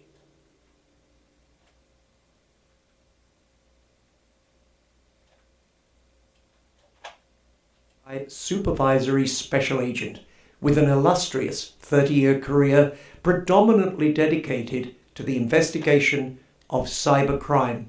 Throughout his tenure with the FBI, Scott has been at the forefront of combating digital threats and has become a beacon of knowledge in cybersecurity.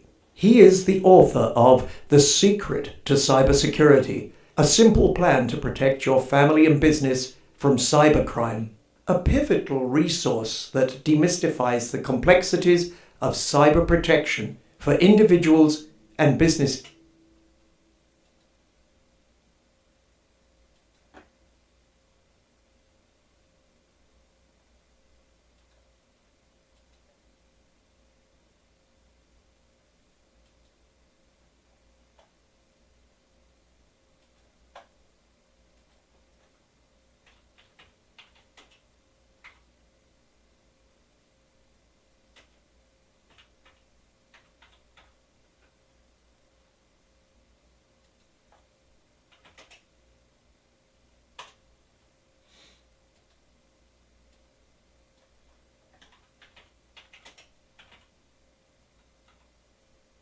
VO number 1.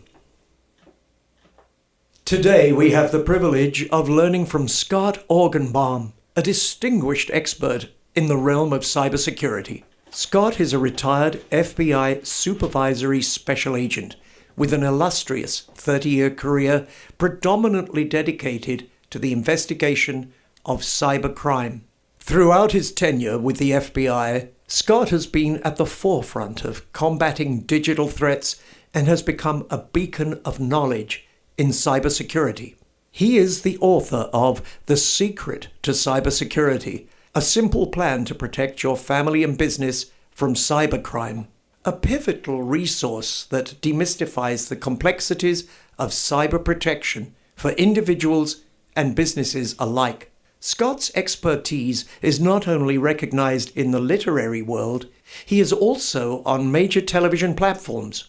As a sought-after subject matter expert on cybercrime, he has contributed to major cable television news segments and has been featured on prominent shows such as Good Morning America and Dr. Phil. Scott's depth of experience comes from interviewing thousands of cybercrime victims, through which he has identified common vulnerabilities and patterns leading to victimization. His insights are particularly relevant to the accounting sector. Scott has provided targeted training to dozens of CPA firms, drawing from his extensive involvement in incidents impacting the industry. He has observed firsthand that a significant portion of cybercrime incidents within accounting firms could have been easily prevented. Today, Scott is here to share his wealth of knowledge with us. He aims to arm you with the tools and strategies needed to navigate the digital landscape securely, ensuring the protection of sensitive client data and the integrity of our financial systems. Join us in welcoming Scott Orgenbaum to our training platform as we embark on a journey to enhance our cybersecurity measures and safeguard our firms against the ever-evolving threats of the digital age. So, let's get started on today's course, Cybersecurity with Scott Orgenbaum. Yeah, I remember that. I remember you. I hope you're happy with what I sent. That's one that I was hoping, and I was able to get that validated once you confirmed that was removed off, or it wasn't affiliated with you whatsoever. Were you able to review the coverages that were included with that quote? I looked at it briefly, and Catherine Sneed, right? Yes, sir. And where are you located, in Brentwood? I'm in Brentwood. When I first started in this company, you'll see Hellman Insurance Agency. That's Liberty Mutual. They confuse. I work here and I'm confused a little bit with the way that the agency is named. But the Hellman Insurance Agency is Liberty Mutual. I started with Liberty Mutual, and the Hendersonville office is where I started. So when I received my credentials with National General at the time, that's where they had inputted my information, but I'm now in the Brentwood office. So that information for agent is outdated. Okay. I'm looking at it. So we've got $450 on the dwelling coverage. What's the $45,000 on other structures? Is that like for my shed or boat dock or something? Correct. Yes, sir. So a detached structure from your home. Okay, I do have a shed and a boat dock. Personal. Do you find that amount sufficient, or do you feel like we need to readjust that? No, that's fine. I mean, everything I got here is none of it's new and gonna be like, family liability protection, $300,000, guest medical protection, total premium. If somebody fell off your deck, I don't have you a had to go to deck, the emergency room. but that would be, I understand. All per deductible $2,500. That sounds fine. Fire, and who is this through? This is through this. You'll see at top National General, which is bought out by Allstate. Oh, and this And is, I will stop. and this is this me changing my car stuff there too? This is a bundle price, so that $2,391, that is the combined price for your home quote and then also your auto quote.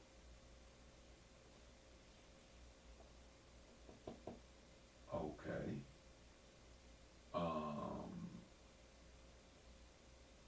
Wow, home is $1,600,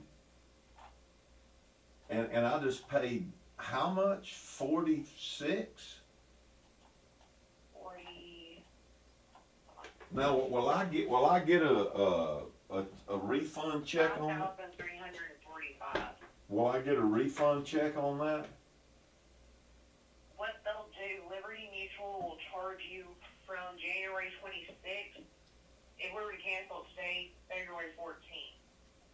So any of the unused premium from February 14th up until January 26th of next year would be refunded back to you in a check. It would go to you, and then you would want to input that back into your escrow account, because whoever your new insurance company is for your home they would send your mortgage company a bill, and you'd want that, you'd want your escrow to be evening out. But you wouldn't have to put the whole money in there. You'd just have to put 2391 in there, right? Or no, 1609. I would advise you to go with your mortgage company on those questions because they're going to be able to see you have different things that are within your escrow account besides your insurance. I don't want to tell you wrong.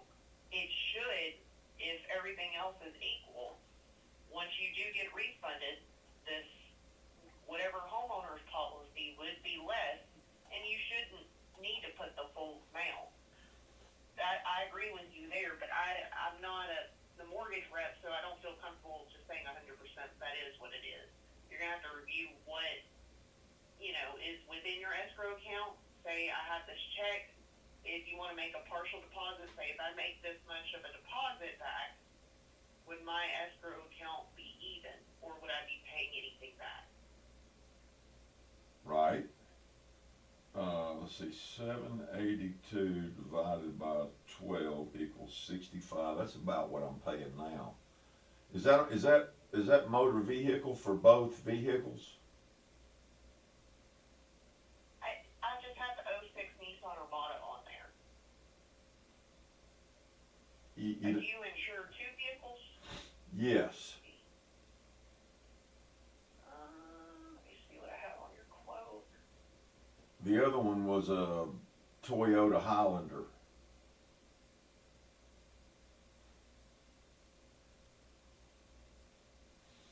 Is that the vehicle that's driven by your daughter? She has been driving it some, yes. Does the Toyota Highlander, is it registered to your address where you live? Yes. Yeah, it's it's garage at your daughter's home, or does she? Well, no, she doesn't live with me, and she has gotten insurance on it for her, but I'm going to get that vehicle back at some point in the next few months to where I'm not giving it to her, I'm just loaning it to her for the time being. But I guess maybe I don't need it then.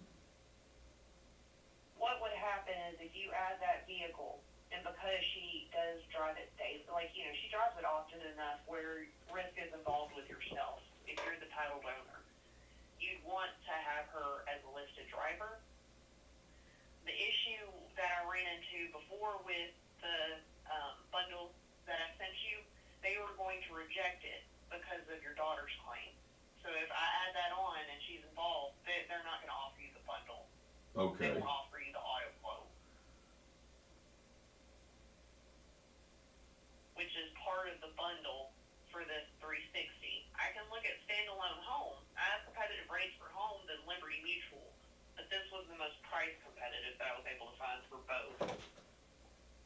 And what is the homeowner's price if I don't how much would the homeowner go up if I didn't have the vehicle on there? Bear with me. I remember we reviewed a quote just for your home. Let me find it. I mean, that's amazing coverage for the money, and it's like,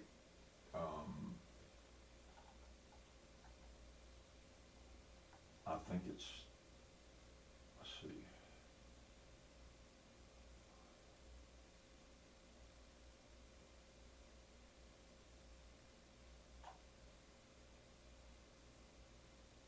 Bear with me. I have to pull this back up. I'm not sure. I remember there was an option. I want to say it was in the $2,300 range. It went from 16 to 23. Well, no, it wasn't with the same company that home quote that I was offered with before. It may be with the same company, but it wasn't the same package. Bear with me. It's been a couple of days since I reviewed that. I don't want to go off memory. Package discount. Who is the car insurance with? Same company. Same company as the home. So that would be National General, owned by Allstate. So, would I be required, where is the 2391 gonna come from?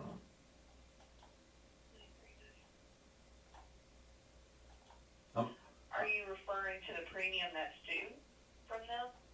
Well, I'm just wondering, um, like if I say yes, let's do this, I sign this paper, and am I gonna have to go to the companies and change the insurance and do stuff, or does that just happen when I sign it?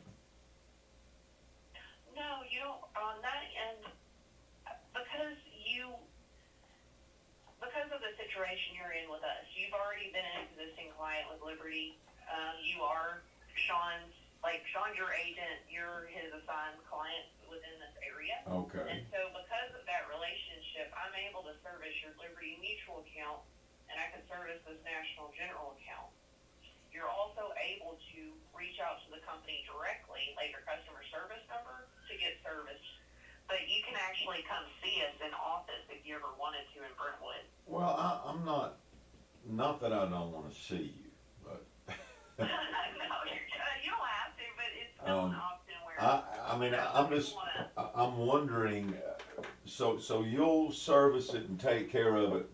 My point is that where is the 2391? Is that something that's got to be paid monthly or yearly or what? Currently, your mortgage company, that's how your billing's set up for your homeowner's policy. Right. So It's in my that monthly refund payment. check. Yes, so they're the one that's billing you out for your insurance because they paid your insurance company in full for, your policy. Right. So you would get that check back from Liberty. Then you would discuss with your mortgage company, I would say. How much the escrow needs. Yes, because they'll have that bill from your new homeowner's company, and then they would adjust that accordingly.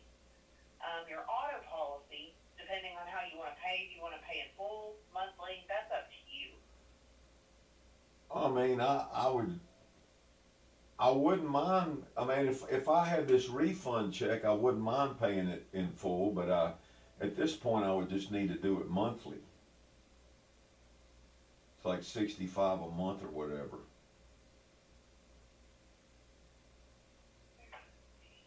Let me get your actual code pulled up. I was going down the avenue of that other vehicle. Let me go back over.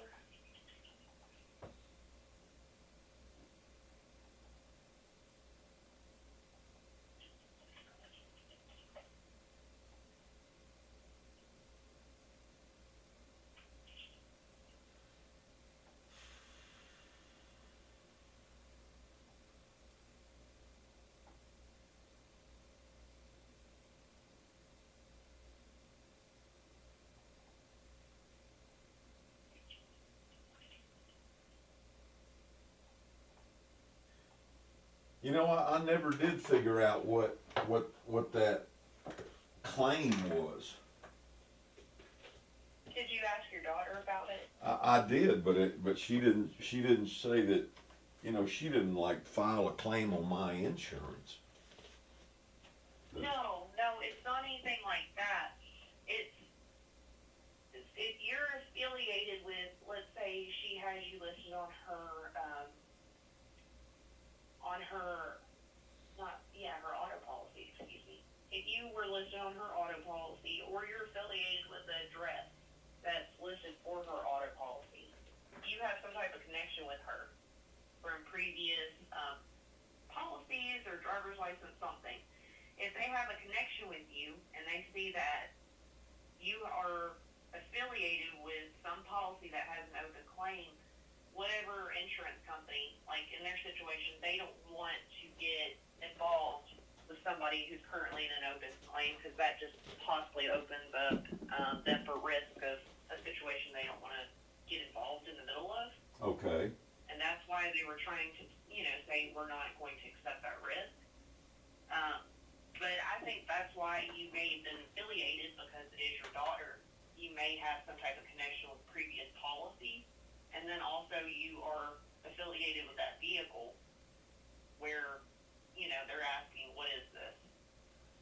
Okay. All right. So I'm texting back and forth with her, and their insurance on that other car is not going to start till the first of next month. So is there a way to just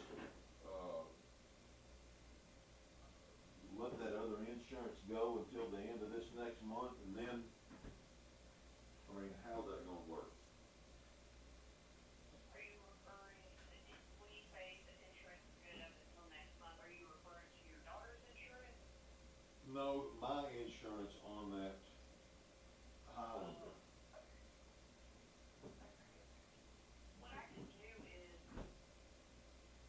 Have it start the first of next month? I can shop hers separate and have the addresses listed. It's a funny situation that you're in because of the fact that, let me ask Sean. I want to ask Sean's opinion. Because I want to do it the best way for yourself. Also, you having affordable coverage. I don't want things to be thrown off, but I don't want. Well, I'm not worried about the coverage because they're gonna have coverage next month. And when I get the vehicle back, I will just assume it. I may sell that vehicle anyway and buy me a car. That's really what I want to do. This is what's going on in my head with why I want to double check with him. Legally, what you're supposed to do is wherever the vehicle's registered, address-wise, is what should be listed as the address for the policy. Because the vehicle is staying with your daughter and she's driving it, you'd want to list her on there and then you be affiliated because you're titled to the car. So if she were to go out, not saying she would or anything like that, but if it were to happen, you're at fault for an incident. There's some type of liability damage. And then also the vehicle is total, they're going to ask you for title information on the car. And so I'm just making sure that if the worst case scenario were to happen, you are always honored on your claim. So that's why I wanted to double check with him on that car. I want to do it the best way for you and do the best way in order to get the best price. Well, let's just do it to where the car insurance starts the beginning of next month, which is only 15 days anyway. And if you file it now, it's probably gonna be like that anyway, right? Or is it prorated? Right now, this bundle that we're looking at from National General, it has the effective date for the 9th. These quotes are usually good up to 2 weeks. Sometimes they can change before then. They have changed for me. But we're getting close to the 1 week mark. So, I mean, the quote's still good. And in Okay. order to lock the rate in, they would ask you to put in payment to the audit policy in order to make sure it does not change, within a time frame of after 2 weeks. Okay. All right. But let me double check on your question about your daughter and the Pathfinder, just to make sure we do it the best way there. It's actually a Toyota Highlander. Oh, excuse me, Toyota Highlander. Mhm.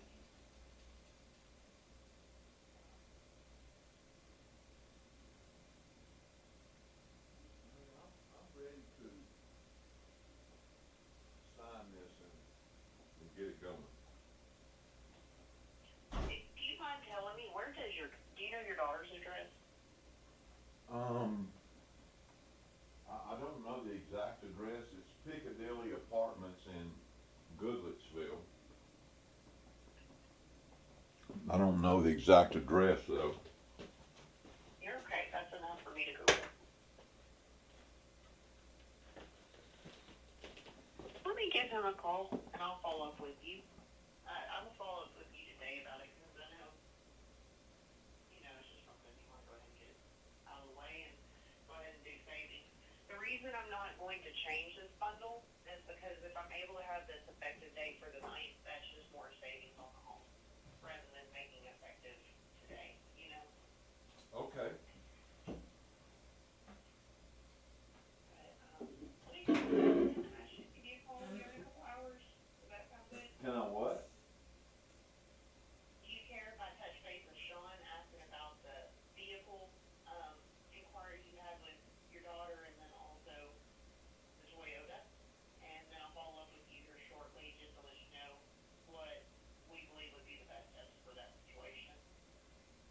Okay, is there a, how are we gonna do the signing document? Are you just gonna send me something? I haven't, would you want to, that's why I'm hesitant right now, is the only thing that's making me not move forward with this bundle with National General is making sure that we do the best thing for your Pathfinder. Are you currently paying for her insurance, or are you wanting her to have a separate policy than? Well, I mean, my Geico policy is just, you know, it's got both vehicles on it because I had both vehicles here. And, you know, she's recently borrowed it or whatever, and she said, I'm gonna go ahead, and they had a car that was like a lemon that they ended up just giving back to the dealership and quit paying on it because the car just had problems. And so, so that's why that they, you know, they gave up this $600 a month car payment and was like, oh, I need to borrow your car till we can get another one. And so that's what that is, which I already had on my Geico policy. It's got both those vehicles on it. And, you know, my goal is to get my damn house note down. And that's why I'm trying to get this, you know, from 5,000 to 1,600 on this homeowner's insurance. You know what I mean? Yeah. No, I'm with you. So look, I've got somebody coming at 2, so around 3:30 or 4 would be a good time to call back. And if you want to prepare whatever you got to prepare for me to execute this, a signature thing or whatever, let's get that going and do it then, okay? Yes, sir. I will go ahead and set expectations for you so you, like, I don't surprise you any at 3:30. I know that once I start looking, it's going to be a higher price, of course, to have this vehicle than the quote. What are you talking about looking for? What are you talking about looking for?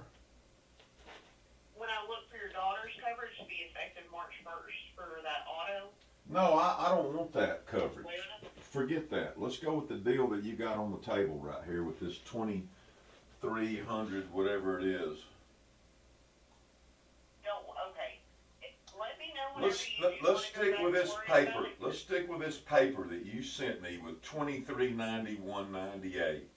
I want to sign this coverage, and I want to execute the thing to the other company to get my refund check. Okay. Bear with me. So whatever this thing that you sent me, this your custom 360 signature package coverage, I want to execute this today. But I've got somebody coming in an hour, and I need to get busy on some stuff. So let's reconvene between 3:30 to 5 and get it done. Is that okay? That sounds good. I'll give you a call back here shortly at 3:30 to go ahead and get this taken care of. Okay, sounds good. Alrighty, sir. Well, you have a good meeting. I'll talk to you in a little bit. Okay, thank you very much. I appreciate your hard work. No, I appreciate your patience. I know it's frustrating, so I genuinely appreciate it. It's all good. I'll talk to you soon. All right. Thank you very much. Thank you. Talk to you soon. Bye-bye.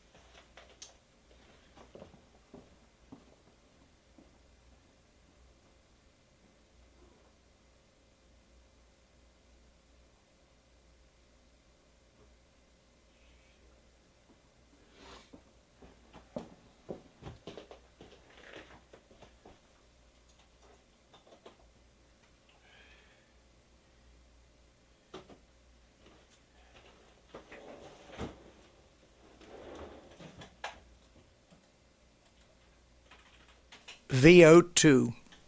In the context of cybersecurity, Scott Orgenbaum emphasizes the significance of self-reflection for maintaining high discipline levels. He advocates for regular self-assessment to ensure that VO2. In the context of cybersecurity, Scott Orgenbaum emphasizes the significance of self-reflection for maintaining high discipline levels. He advocates for regular self-assessment to ensure that personal and organization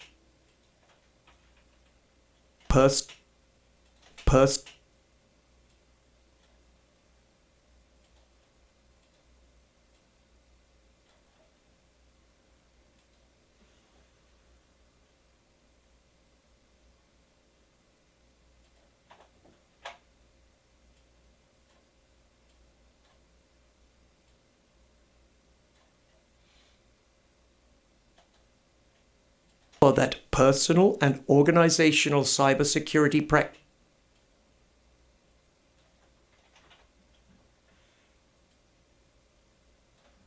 ensure that personal and organizational cybersecurity practices are robust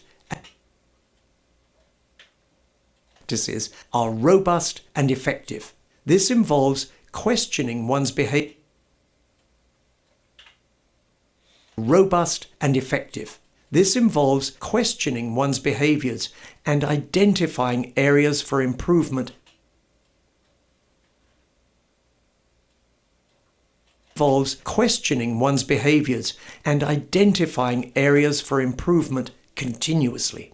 Orgenbaum suggests that taking concrete actions towards enhancing cybersecurity measures are crucial, underscoring that proactive steps are more valuable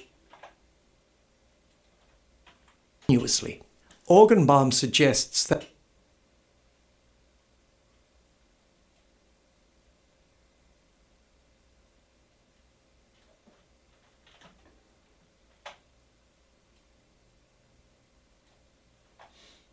crucial security measures are crucial. Cybersecurity measures are crucial, underscoring that proactive steps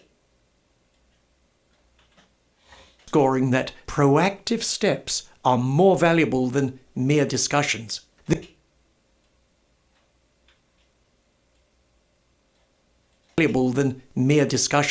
This approach is aimed at fostering a culture of organizational discipline focused on safeguarding against cyber threats. Against cyber threats.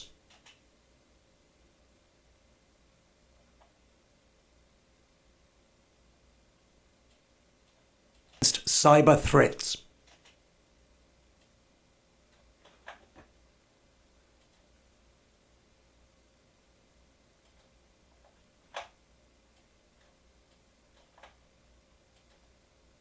Cyber threats.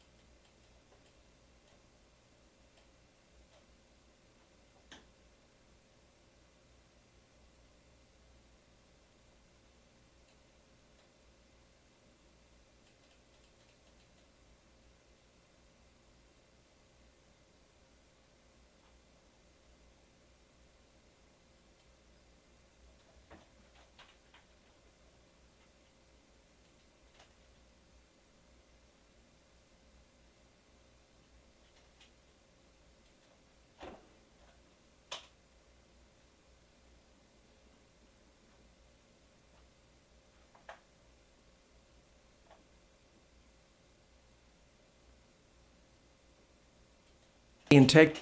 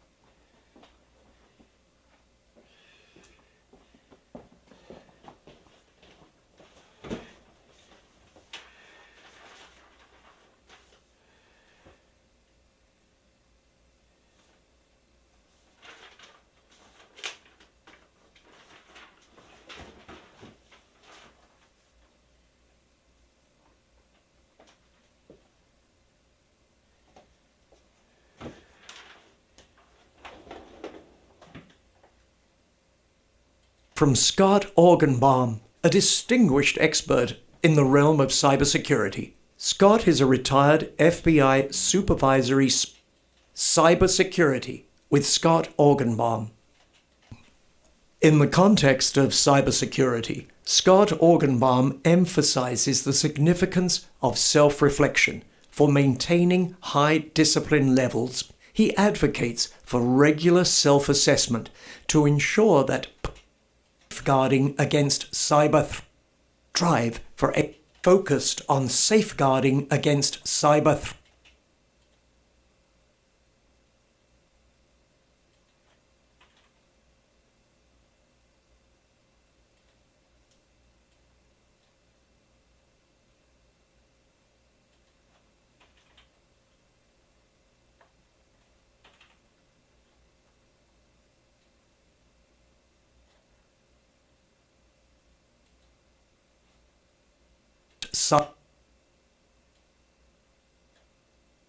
cyber threats to strive for on safeguarding against cyber threats to strive for excellence.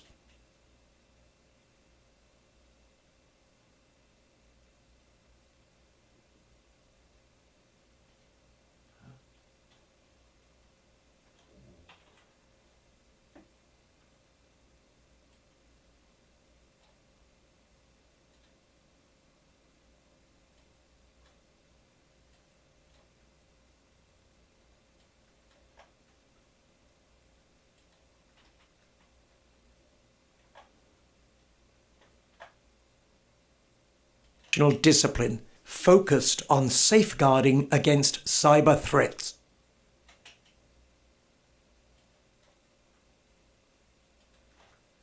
Cyber threats.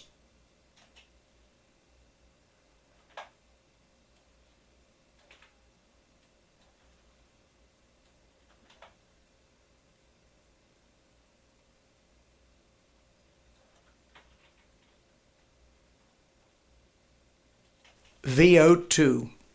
In the context of cybersecurity, Scott Orgenbaum emphasizes the significance of self-reflection for maintaining high discipline levels. He advocates for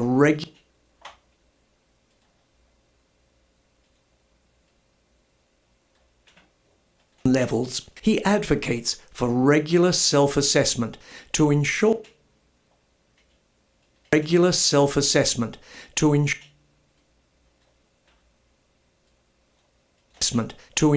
that personal and organizational cybersecurity practices are robust and effective.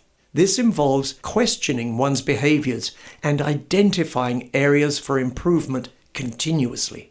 Orgenbaum's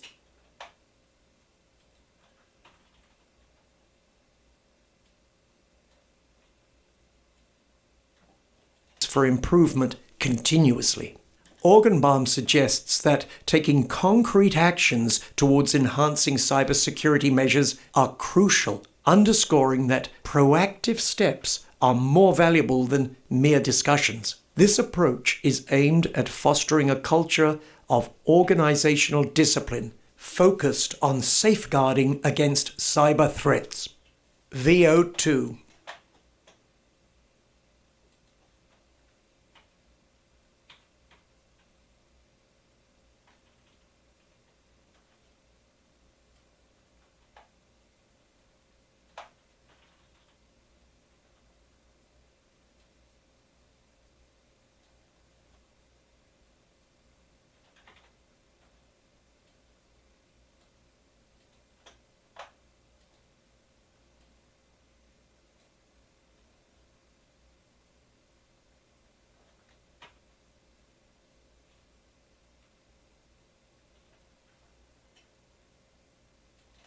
VO2. VO2. In the context of VO2. In the context of cybersecurity, Scott Orgenbaum VO2. In the context of cybersecurity, Scott Orgenbaum VO2. In the context of cybersecurity, Scott Orgenbaum emphasizes the significance of self-reflection for maintaining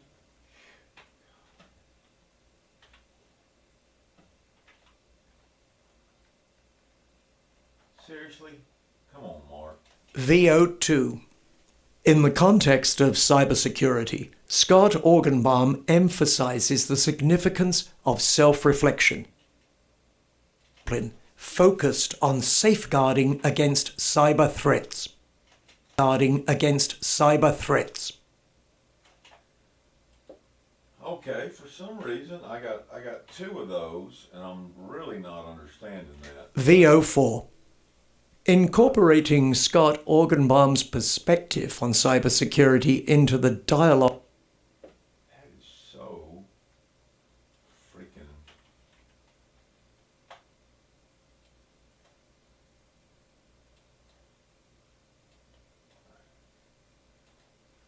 Good Lord.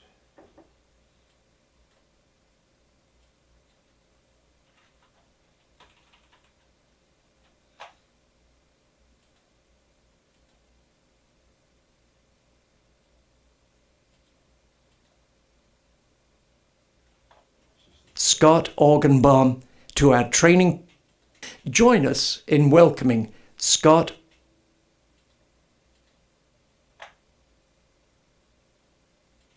VO2. In the context of cybersecurity, Scott Orgenbaum on safeguarding against cyber threats.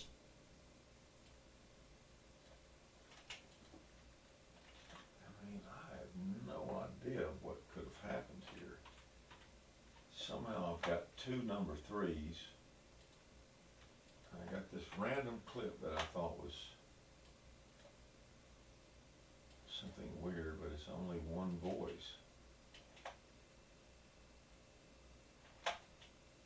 Continuous reminder to strive for excellence. That's the end of it.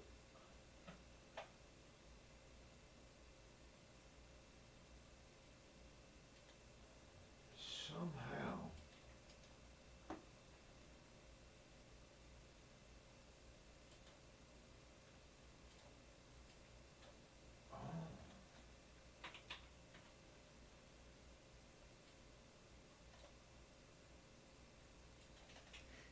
This proactive stance is driven by the desire to realize the vision of secure operations.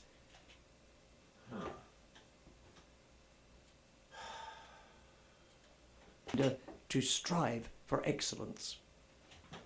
okay. Alright, so I'm gonna have to go back and somehow something got copy and pasted over something.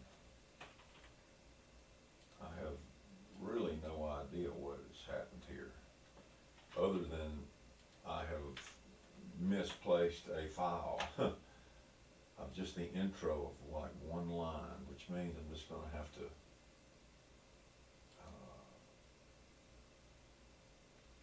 I'm just gonna undo this.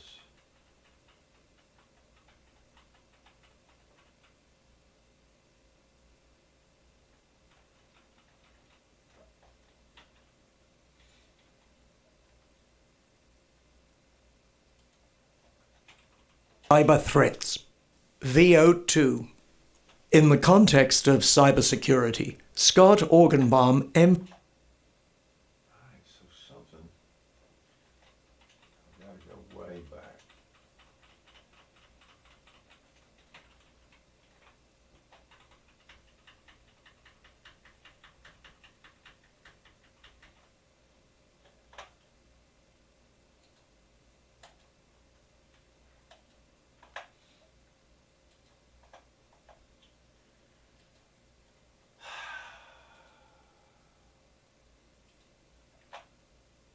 It's a pretty simple task, and I'm not real sure what happened, but I have discovered a couple things maybe.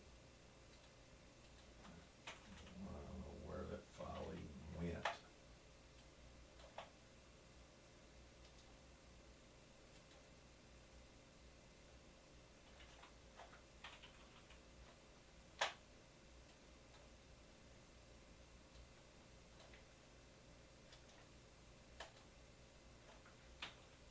There's nothing in there.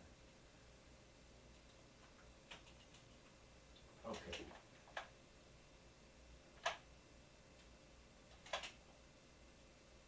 for excellence.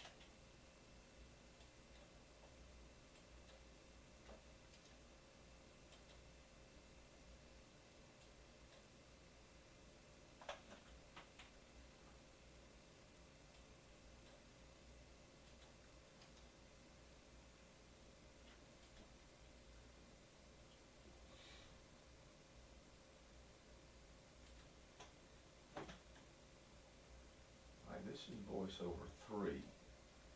So now, what I'm going to do is I'm going to save this one. And I'm going to open session. I'm going to go into backup files.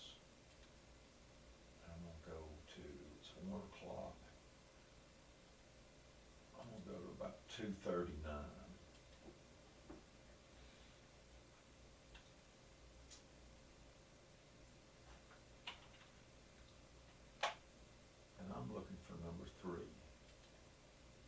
Commitment to cybersecurity at VO3.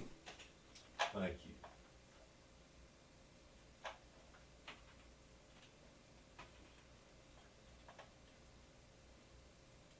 you. VO3. Adopting a mindset of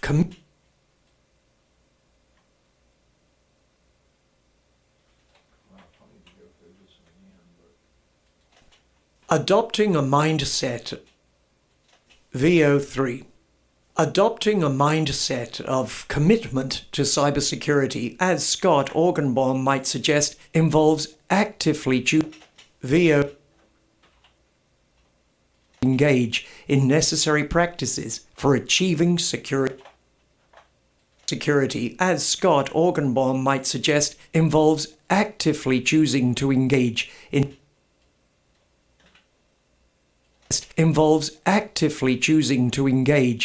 necessary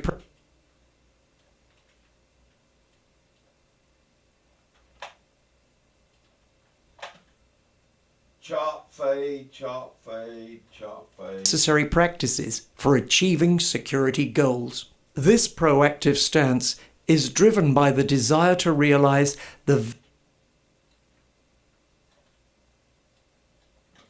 vision of secure operations rather than mere obligation. With a clear understanding of areas needing improvement, highlighted by survey results, a professional can focus on overcoming these challenges. Emphasizing discipline and continuous self-improvement can lead to significant impacts on cyber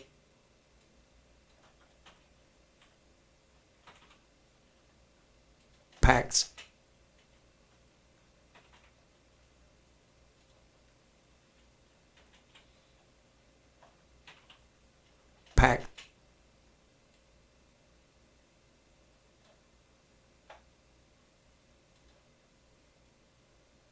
Put an EQ on there, roll the low end completely off, roll the mid-range halfway off, turn it up 3 dBs. You're deleting the low end but raising the volume, and hit render. See what that sounds like. Significant impacts on cybersecurity posture, serving as a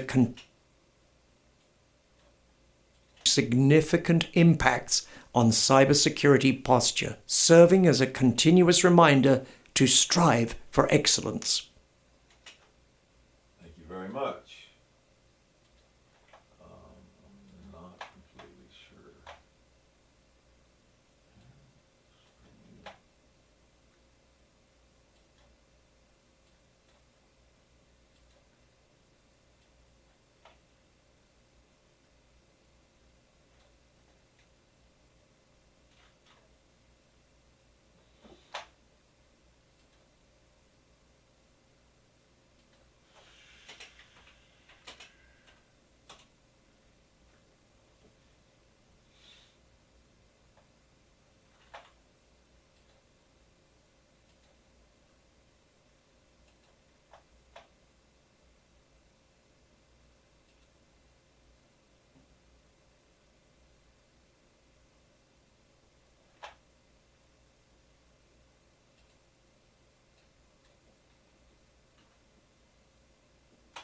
VO3.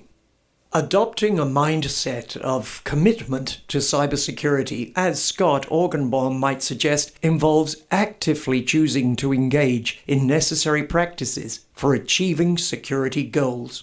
This proactive stance is driven by the desire to realize the vision of secure operations rather than mere obligation. With a clear understanding of areas needing improvement, highlighted by survey results, a professional can focus on overcoming these challenges. Emphasizing discipline and continuous self-improvement can lead to significant impacts on cybersecurity posture, serving as a continuous reminder to strive for excellence.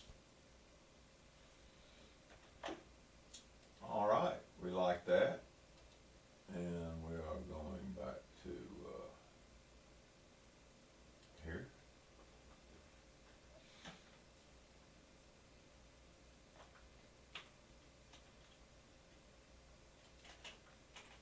VO2.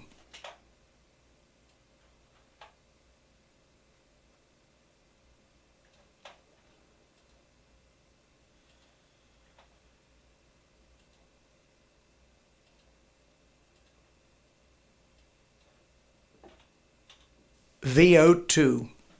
In the context of cybersecurity, Scott Orgenbaum emphasizes the significance of self-reflection for maintaining high discipline levels. He advocates for regular self-assessment to ensure that personal and organizational cybersecurity practices are robust and effective.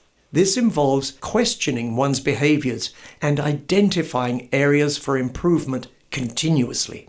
Orgenbaum suggests that taking concrete actions towards enhancing cybersecurity measures are crucial, underscoring that proactive steps are more valuable than mere discussions. This approach is aimed at fostering a culture of organizational discipline focused on safeguarding against cyber threats.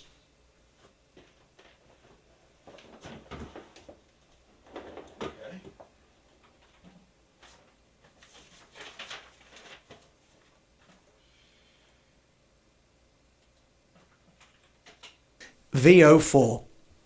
Incorporating Scott Orgenbaum's perspective on cybersecurity into the dialogue about discipline at any level, the focus would shift towards setting effective cybersecurity goals, developing and executing strong security work habits, and scheduling work to meet both organizational and client security needs. This discussion would delve into each area, emphasizing the critical role of accountability in cybersecurity practices. Imagine Scott guiding professional practices.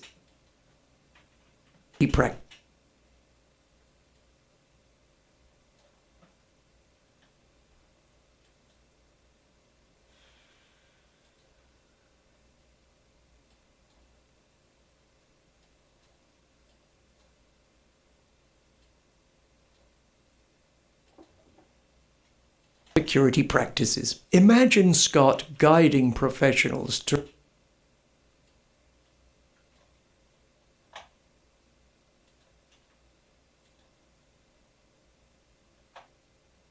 cybersecurity practices. Imagine Scott guiding professionals to reflect on their discipline in cybersecurity, urging them to consider how they can enhance their practices in goal setting, work habits, and scheduling, all underpinned by accountability for a safer digital environment.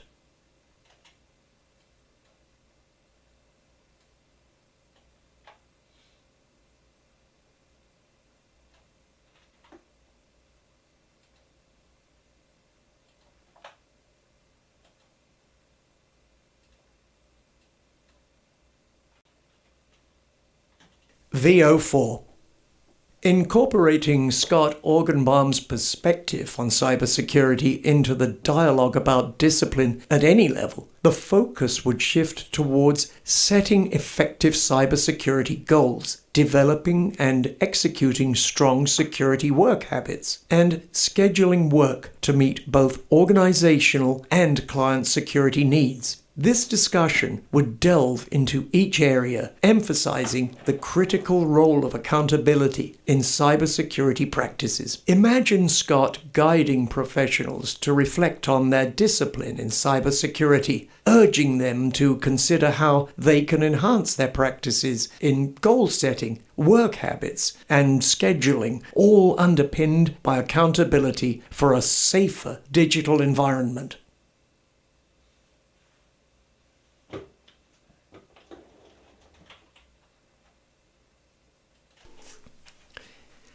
VO5. Upon completing this course, you'll gain the ability to safeguard your organization's data and protect client and personal information effectively. You'll learn that with the right knowledge, up to 90% of cybercrime can be prevented. The course equips you with the essential skills needed to minimize your risk of becoming a victim of cybercrime, empowering you with the tools for a safer digital environment. Sounding good there, Mikey.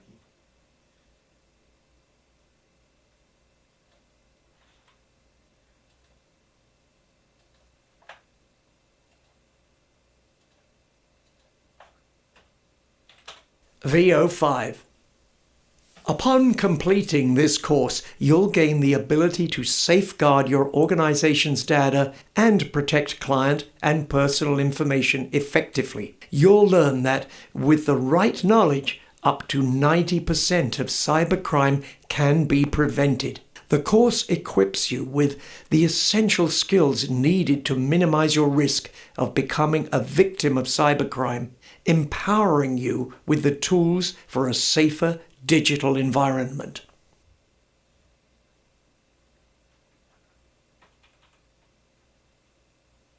Page 1, Objectives. After completing the 4 truths of cybersecurity, identify your weaknesses when it comes to cybersecurity. Recognize the impact improved cybersecurity has on the firm's realization and your personal life. Define your next steps to improve your cybersecurity going forward. Cybersecurity hardware and software systems are easily bypassed by human operators tricked into providing system access by cybercriminals. Only a cybersecurity mindset is capable of preventing people from allowing cybercriminals to access their personal and professional computer systems via any internet-connected device. In this 1-hour course, the participant will review the behavior-based cybersecurity tactics developed by a retired FBI expert. Tactics capable of protecting people, property, systems, and reputation from cybercriminal activity. Experts will weigh in with questions from the real world, and in conclusion, the participant will walk away with a guide for cybersecurity awareness for themselves, their family, and businesses.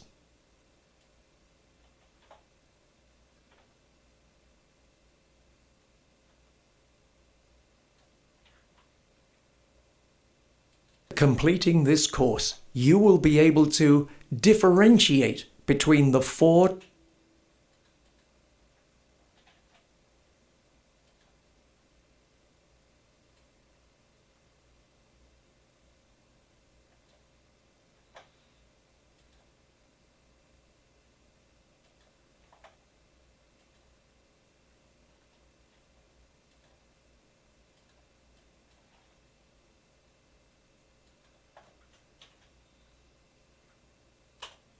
Page 1, Objectives.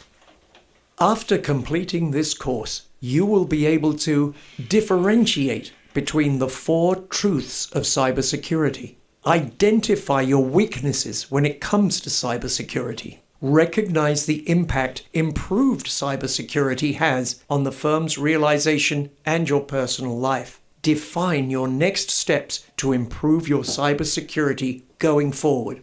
Cybersecurity hardware and software systems are easily bypassed by human operators tricked into providing system access by cybercriminals. Only a cybersecurity mindset is capable of preventing people from allowing cybercriminals to access their personal and professional computer systems via any internet-connected device. In this 1-hour course, the participant will review the behavior-based cybersecurity tactics developed by a retired FBI expert. Tactics capable of protecting people, property, systems, and reputation from cybercriminal activity. Experts will weigh in with questions from the real world, and in conclusion, the participant will walk away with a guide for cybersecurity awareness for themselves, their family, and businesses.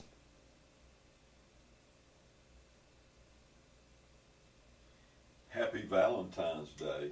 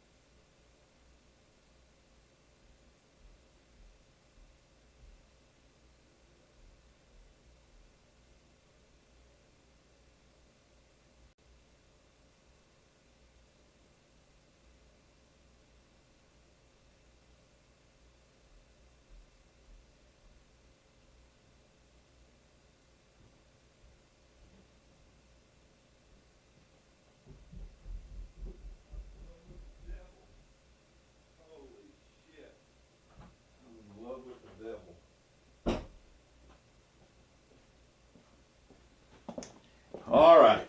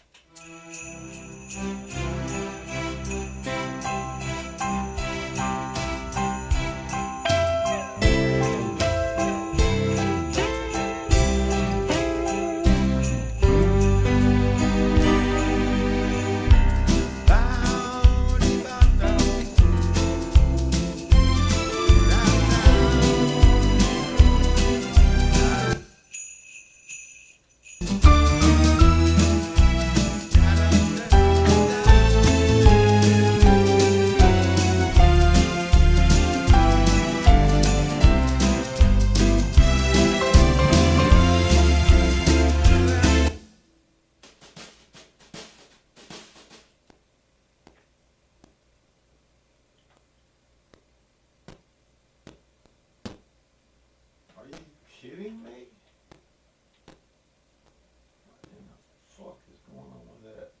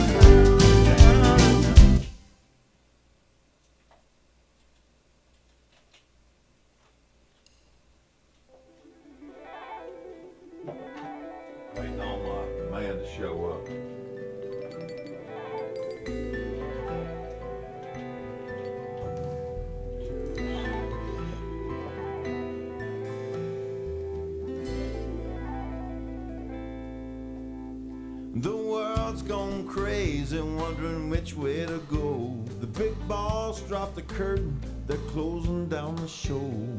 The little woman's on me about the jobs I didn't chase. Says my lame brain moves auctioned off this place.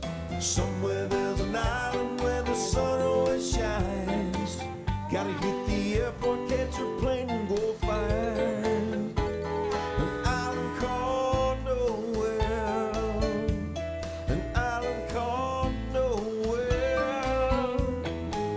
I wanna shake away my worries and leave this town. Throw my house keys in the ocean and watch them drown. I won't try to save them, watch them ripple and sway. Let the tide have its way.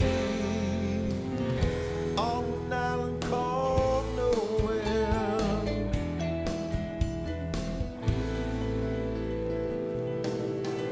White sand to dig my toes in under coconut skies. Leave this lockdown life people think is civilized. I'll walk on the beach, find classified shells. Make sure the monkeys I make friends with won't have nothing to sell. Winds will make banana trees and sugar cane sway. Flying fish go dive and they make love that way. On an island called nowhere. On an island called nowhere. I wanna shake away my worries and leave this town. Throw my house keys in the ocean and watch them drown. I won't try to save them, watch them ripple and sway. Let the tide have its way. On an island called nowhere. On an island called nowhere. Spear fishing, mangoes and lime, uncharted by the U.S. Maritime, so you can try and track and trace me on the 7 seas. You never find a happy man. Okay.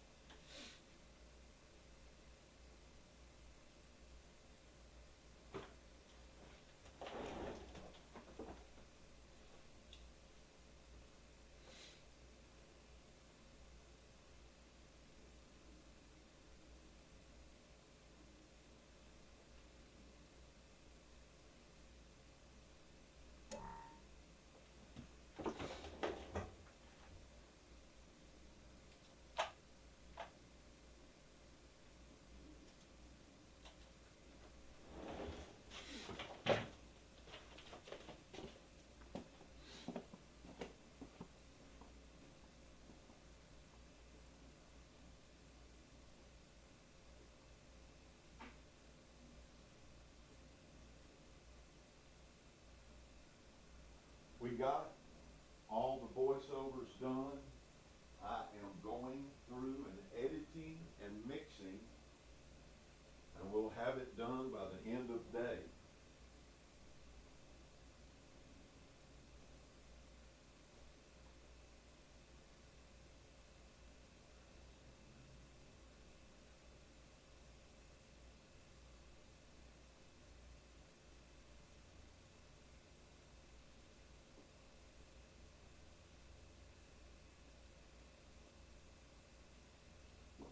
Tomorrow afternoon or early evening, I hope to have a clear assessment of finishing Scott's courses. I do want to address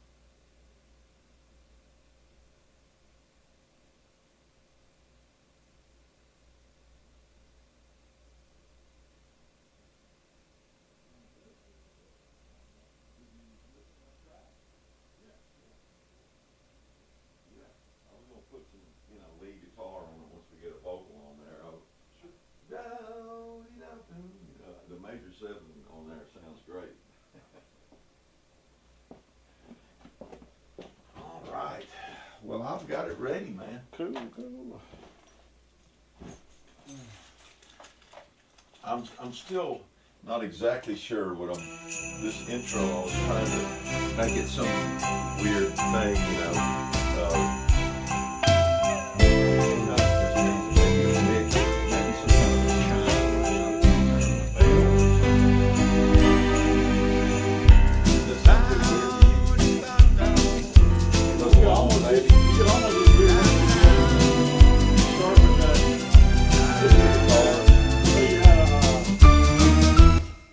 Synthesized kind of thing, and then yeah, I mean, I just had some strings you coming could in with almost the start thing. almost cool with the strings, and then the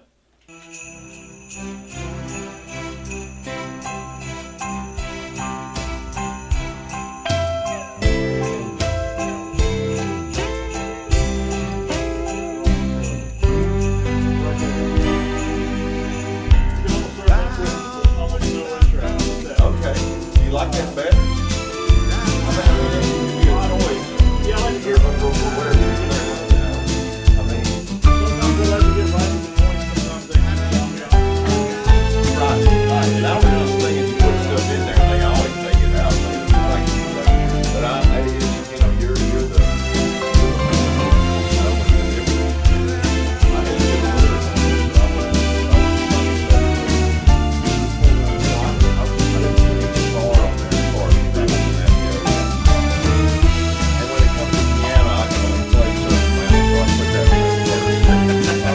I've run out of talent on that.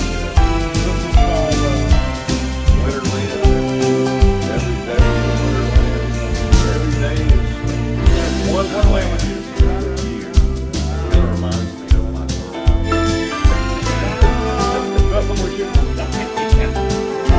Yep. There's a string in there, you know,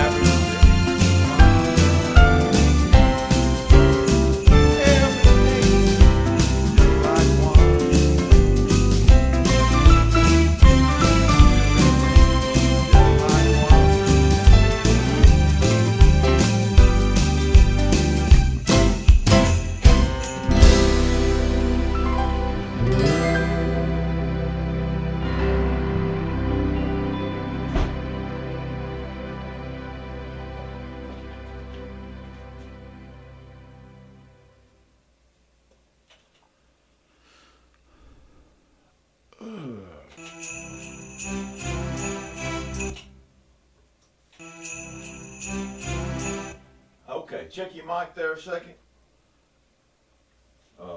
Can you check, hear? test, check, check. Okay.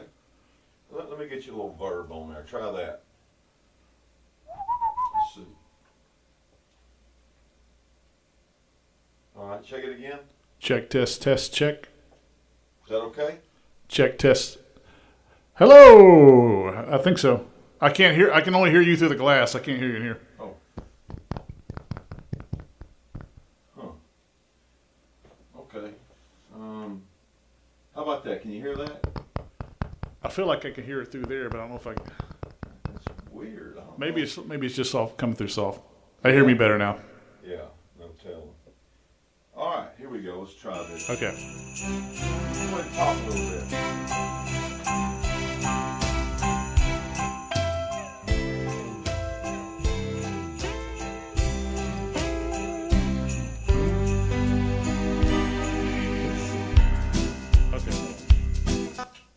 comes in right away. It's not the lights. It's not the lights that get me giddy.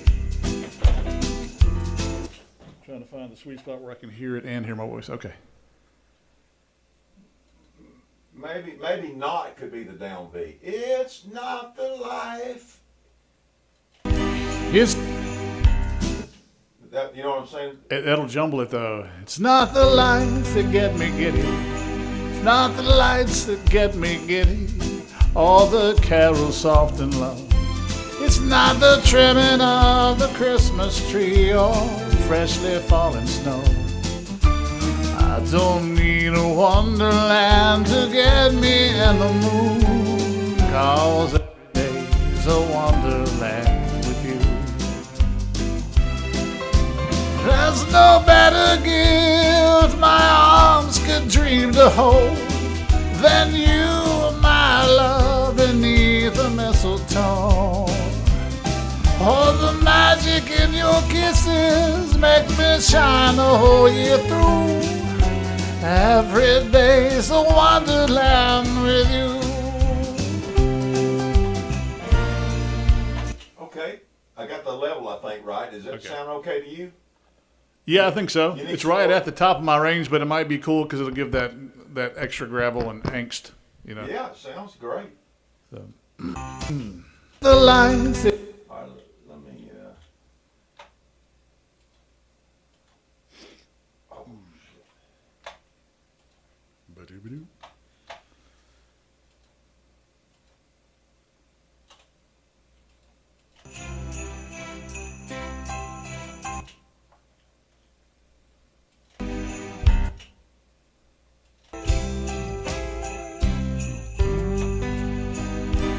It's not the lights that get me giddy, or the carols soft and low.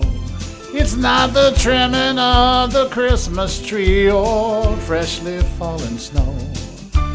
I don't need a wonderland to get me in the mood, 'cause every day's a wonderland with you.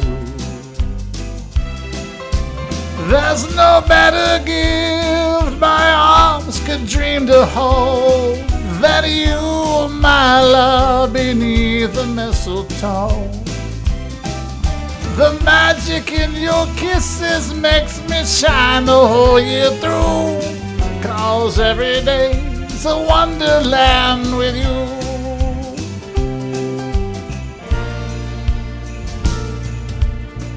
Every morning I wake. Oh, see, I missed that one. Every morning I wake up with you. Every morning I wake up with you. My heart is all aglow. The spirit and the joy surround me everywhere we go. The weather and the seasons change, but not my attitude. For every day is a wonderland with you. Oh, there's no better gift my arms could dream to hold than you, my love, beneath the mistletoe. The magic in your kisses makes me shine the whole year through. Every day's a wonderland with you. Tell me, what am I to...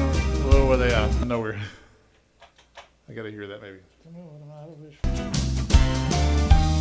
I'd wish for on this perfect Christmas Eve, when everything that I could want already here with me. You tell me, what am I to... Yeah, that's really hard to know where to land on that. Let's see. So it's... Tell me, Tell me, what am I to wish for? Tell me, what am I To wish for. Okay. And everything that I could want. And then there's a walk. Everything that I Good one's already here with me.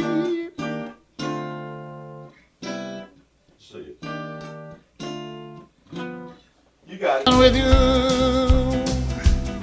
Tell me what am I to wish for on this perfect Christmas Eve? Hey, I'm off of it still. Can you play it one more time? Tell me what am I to wish for? Perfect Christmas Eve. I might have to sing the first lines by themselves and not sing the second. That's fine. With you.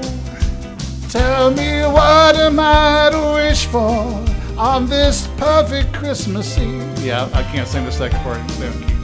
That's close though on this.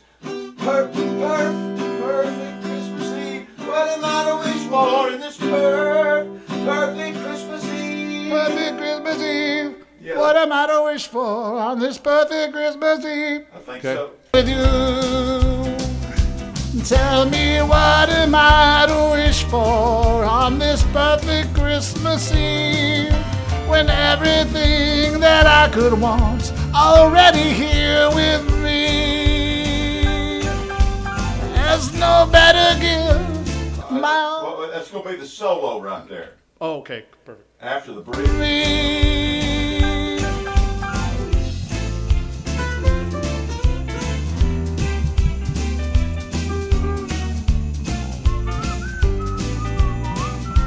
Here we go, right here.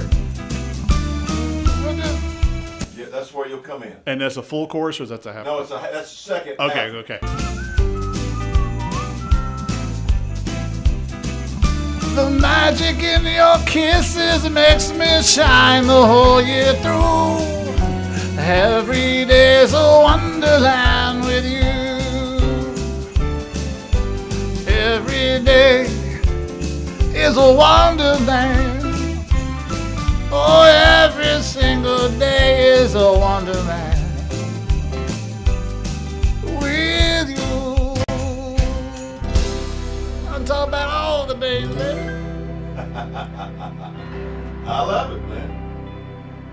It's weird. You want me to do a couple of non-butchered bridges? Let's just do the whole thing again if you don't Okay, mind. yeah.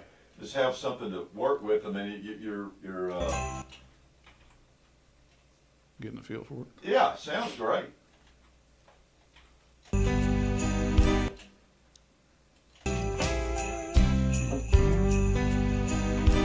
It's not the lights that get me giddy, or the carols soft and low. It's not the trimming of the Christmas trees or freshly fallen snow. I don't need a wonderland to get me in the mood. Every day's a wonderland with you. There's no better gift my arms could ever dream to hold than you, my love, beneath the mistletoe. The magic in your kisses makes me shine the whole year through, 'cause every day's a wonderland with you.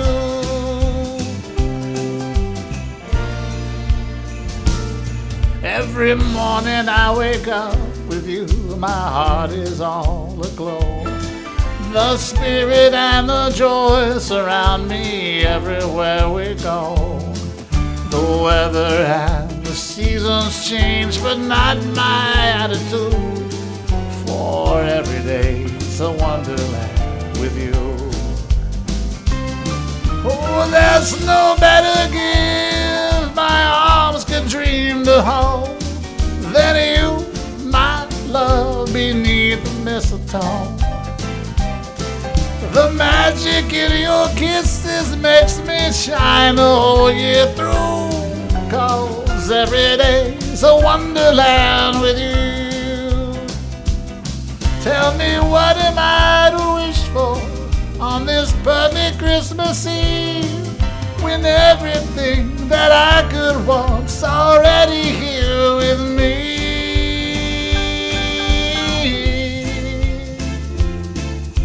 I like that, except for that first line. Let's get the first line of that bridge. Tell me what am I to wish for? What am I to wish for? Wonderland with you. Tell me what am I to wish for?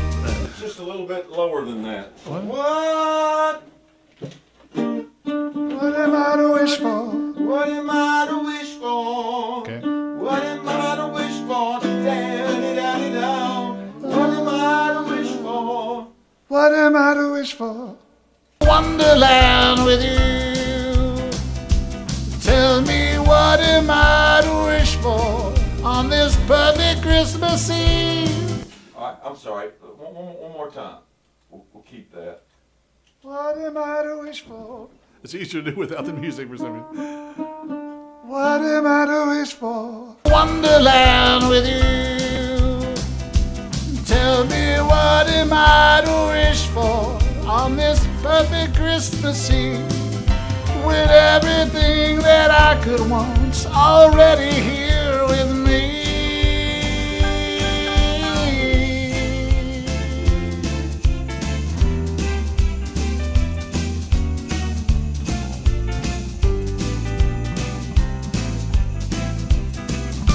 The magic in your kisses makes me shine the whole year through. Oh, every day's a wonderland with you. Every day is a wonderland. I said every day, baby, is a wonderland. Every day with you, baby.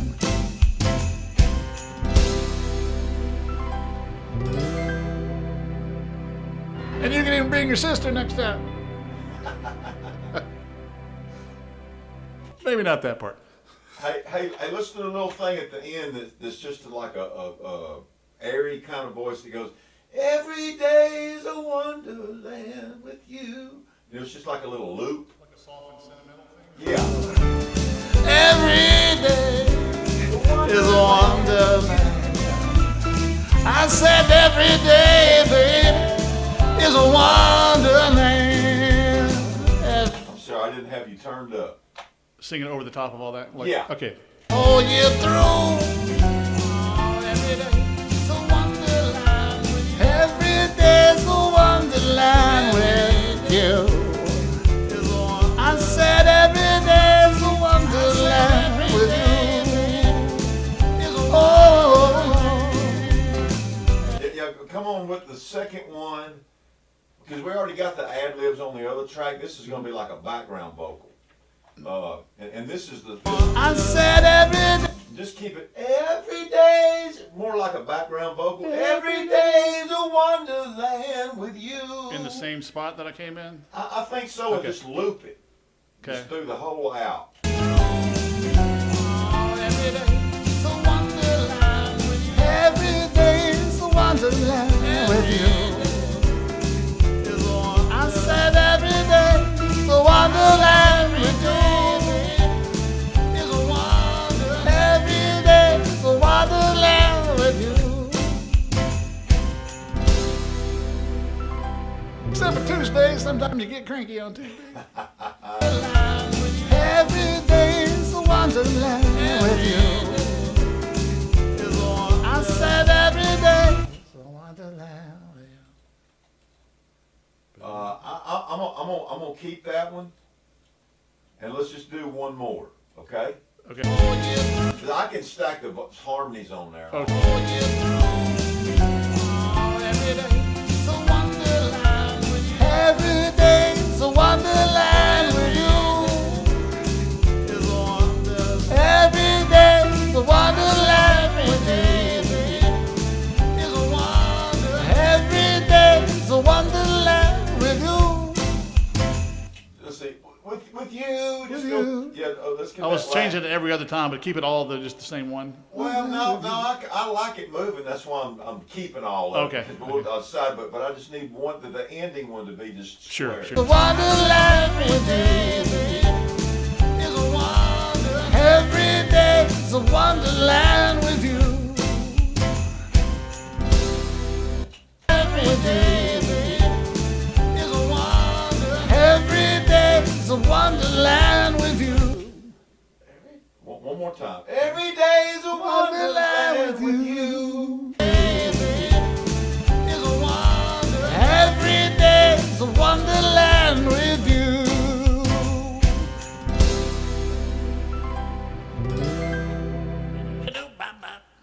perfect. Tell me what am I to wish for? I wonder if I should sing a bridge without the music. See if I can do one any better that could be comped in. Okay. Will you play that on guitar one more time? What am I to wish for? What am I to wish for? On this bright Christmas Eve. Just keep it in time with that kick drum. Tell me what am I to wish for on this perfect Christmas Eve, when everything that I could want's already here with me. We got that part. Let's get that again. What am I to wish for? Tell me what am I to wish for, when everything that I could want. What am I to wish for? Tell me what am I to wish for on this perfect Christmas Eve. I like it. Yeah, it's a very interesting change. I love what you did. It's just, my ears aren't catching up to what I want to do. No, it's good. So it's nice that we can build it. How are you feeling about it? You think we got it? You gonna do it one more time? I don't mind doing it one more time just in case there's something that. All right, let's do it. And we'll keep those backgrounds in there for you to move around.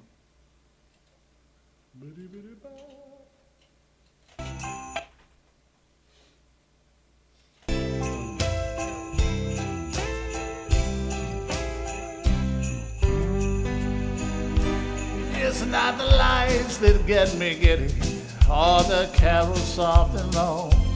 It's not the trimming of the Christmas tree or freshly fallen snow. I don't need a wonderland to get me in the mood, 'cause every day's a wonderland with you. There's no better gift my arms could dream to hold than you, my love, beneath the mistletoe. The magic in your kisses makes me shine the whole year through. Every day's a wonderland with you. That's right, baby. Every morning I wake up with you. My heart is all aglow. The spirit and the joy surround me everywhere we go. The weather and the seasons change, but not my attitude. For every day's a wonderland with you. Oh, there's no better gift my arms could dream to hold than you, my love, beneath the mistletoe. The magic in your kisses makes me shine the whole year through. Every day's a wonderland with you. Tell me what am I to wish for on this perfect Christmas Eve, when everything that I could want already here with me.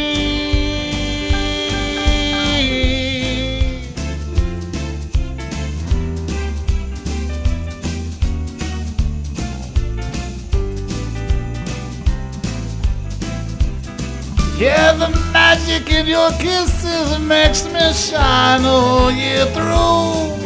'Cause every day's a wonderland with you. Every day's a wonderland. I said every day's a wonderland with you. Every day's a wonderland. I mean every day's a wonderland with you. Every day's a wonderland with you.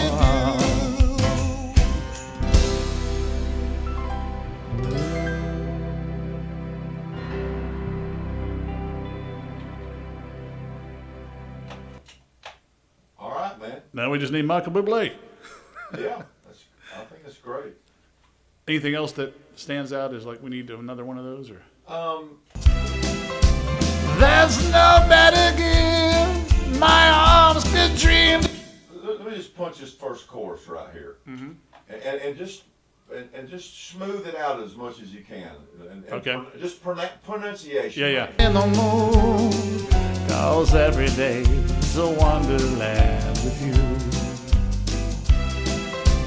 There's no better gift my arms could dream to hold than you, my love, beneath the mistletoe.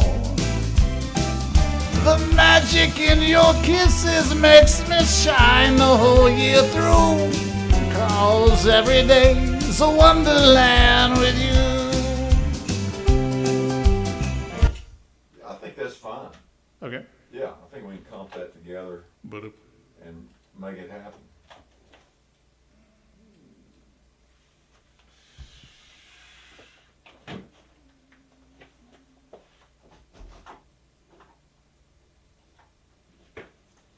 And I'll probably stack all them vocals up. You know, Sure. you get about 8 tracks on there, and it starts getting pretty good. Even with a singer like me. That's fun. So where are you going on? Out of town for? We're every year we say we're gonna go on the church marriage retreat, and we never do, and we just worked out this year. Like, you know, we need to do that. It's in Gatlinburg. I mean, it'd be a great weekend. So Yeah.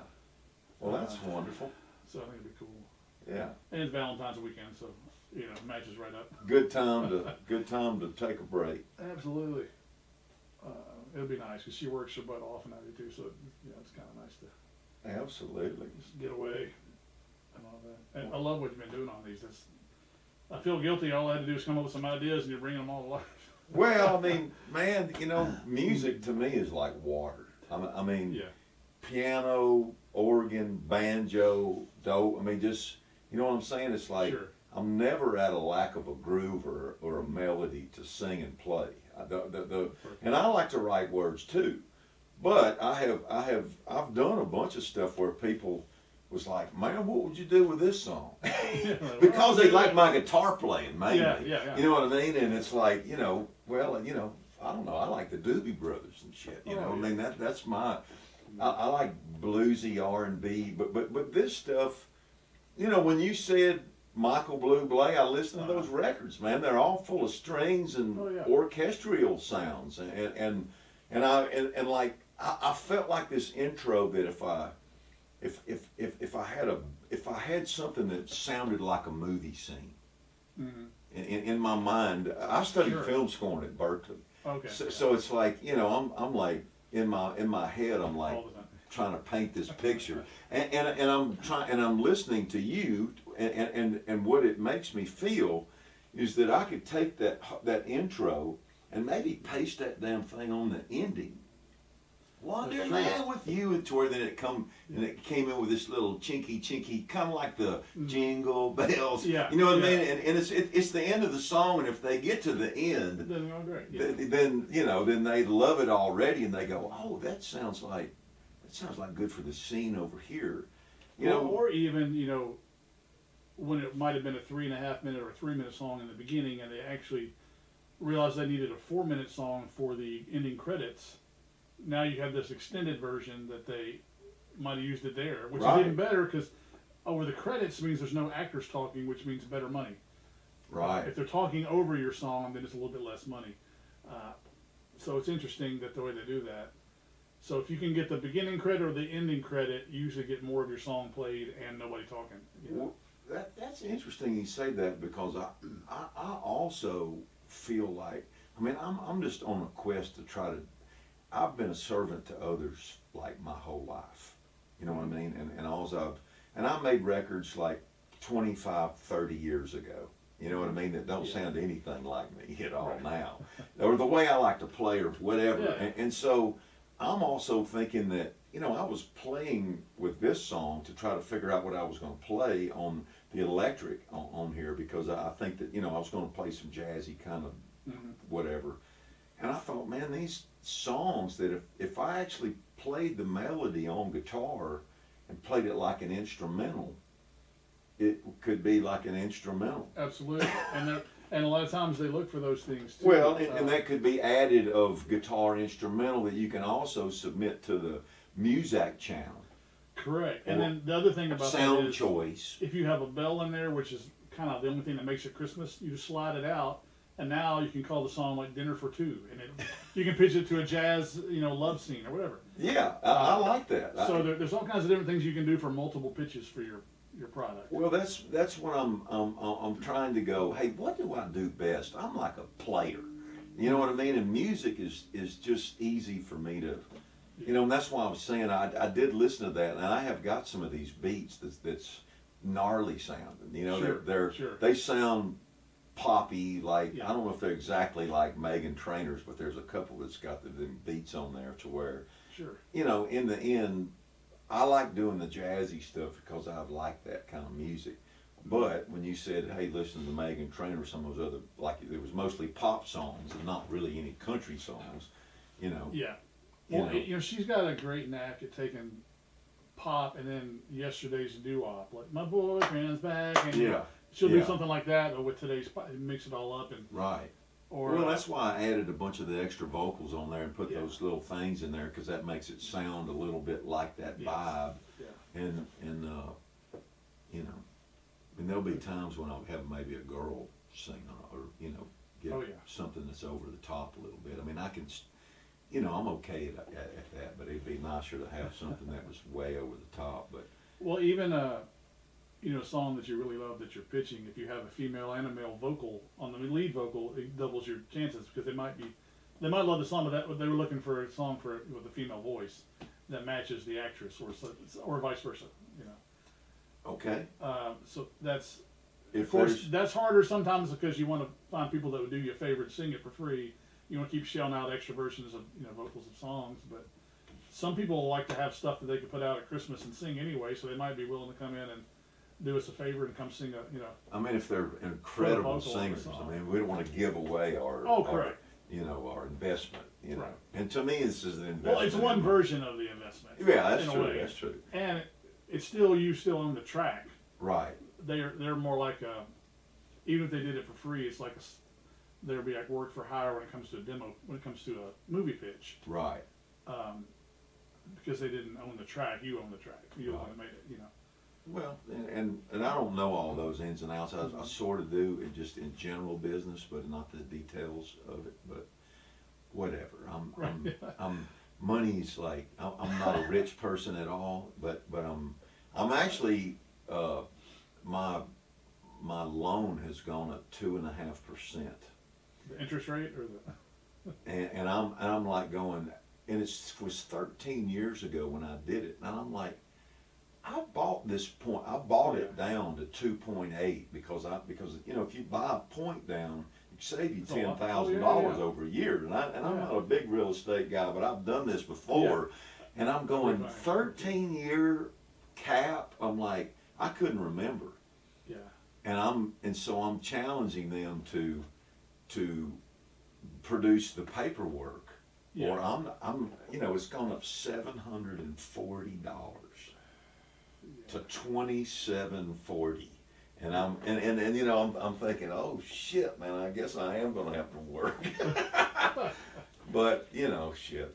Yeah. I'm gonna figure it out. But if there's work, if people that that want to make records, if you want to play in any of this, Oh yeah. and honestly, this kind of stuff, this one-man band stuff, is okay for me. But I would love to do masters with real players. Yeah. But it's gonna cost money to do it. Of course. And I've got plenty of records that I've done masters on. That if somebody wants to make a record on something, they've actually got a budget. Mm-hmm. To do it, Sure. whatever. But Absolutely. I want to write as many damn songs as we can write. Oh yeah. Well, and I love the fact that you're music is your passion, because lyric is my water, and so we can throw stuff back and forth, and even if we're not in the same room, have ideas and going. Shoot, man!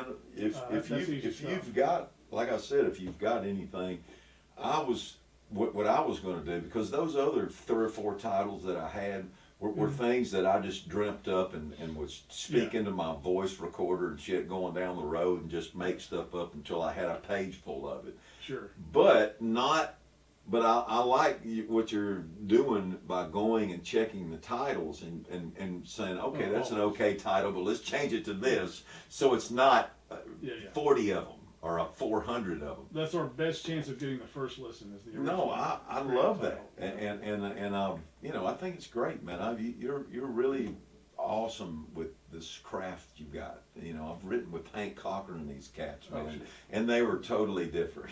You know what I mean? Everybody's got their own. No, everybody, style. yeah, and you know, I'm just still a student in life, man. You know what I mean? I don't have all the answers, and I'm a hard worker, and that's how I'm still here. You know, is I'm not afraid to do other things. Well, I'll tell you one thing that's hasn't worked as much as I wanted it to work, but it has worked. Is I follow. Are you familiar with IMDb? I think we talked about that. Yeah. So I'll follow that, and I'll look up Christmas movies or any kind of movie in pre-production. So I'm way ahead of the game because they hadn't even started filming. No, you yet. told me that before. And I think that's incredible. I can find out the titles. I could write a title. I could write that title Based on the movie. send it to them based on the movie and say, hey, just in case you wanted something that was on the nose, like a theme song, and it's worked for me a couple times.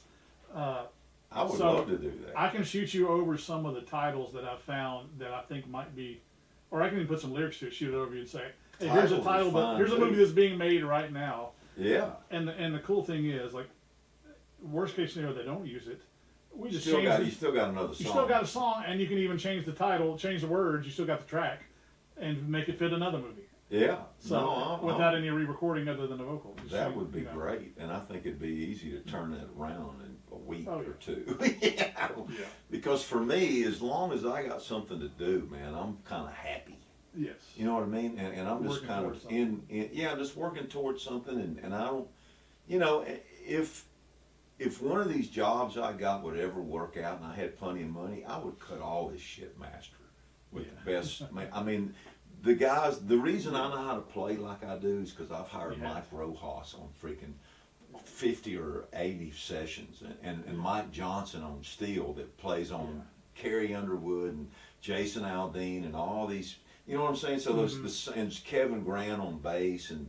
You know, all these guys, they just are masters at their craft, and Rojas, like every time he would play something cool, I would be like, I'd go, really, man? And I'd be like, how did you do that? And that's the sound I get with that. It's skipping an octave. You're playing that in this 2-octave range.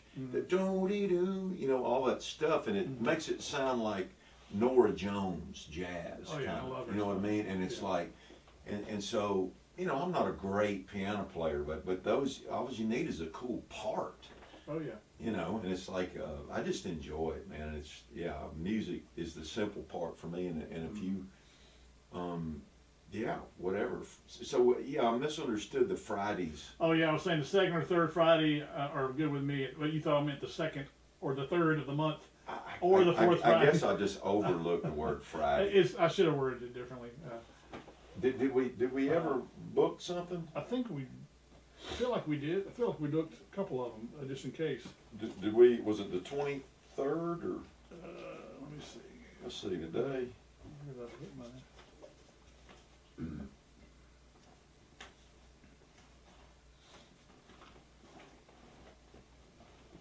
Did I leave my computer in another room?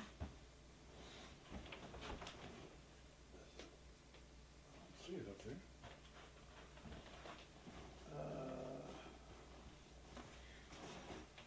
I mean, is that a day that you're just always available usually? No, it depends. Like It depends on what's I've going got on. I've got two different people that book me. One's indie label, and then one's a producer, and they book me with their clients. And when I have an open day, I'll put it in there, but it's kind of tentative. If they book me for something paid, I got to take it because I got to Right. work. And if they don't, I have it open. And so it's just random. I just happen to have those two Fridays Okay. open. Was that the 23rd? Do you remember what it is? Let me see. I didn't put it down. I thought I brought my, and I'd like to, laptop back in here. Let me see. or maybe I replied to you and I didn't.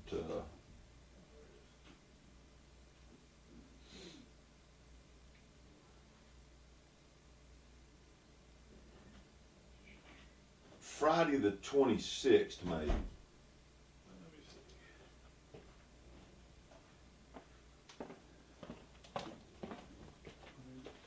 This This was, is February. let me look at that. Google Calendar. Yeah, I don't know. I had those dates all messed up. I don't know. Because Friday's the 23rd, not the 26th. Well, it's definitely helped me having other people book, because I get discombobulated. There's so much going on. It's been Well, nice. it's great that you got people that'll book you to and pay you. And pay, yeah, it's great. I mean, you know, you're really bringing it. I love that, man. Well, I think it's a different scenario with me, since I also have a lot of luck with TV and film. So it's like they get a song plugger involved with their right. Right. So it otherwise it doesn't make as much sense for people to pay for rights unless somebody's just Sure. on fire, you know. Well, people that are new, man, they you know, I mean, they gotta get in there somehow. It looks like the 8th and the 22nd is what we had, if any of those still work. Of March. March. Okay. Yeah. Either one of those or both of those right now are still good. Okay. Are you? Do you have anything before then? Are you booked up this 23rd Let me see. You say 23rd of March or of February? Same? of February? Let me go back there.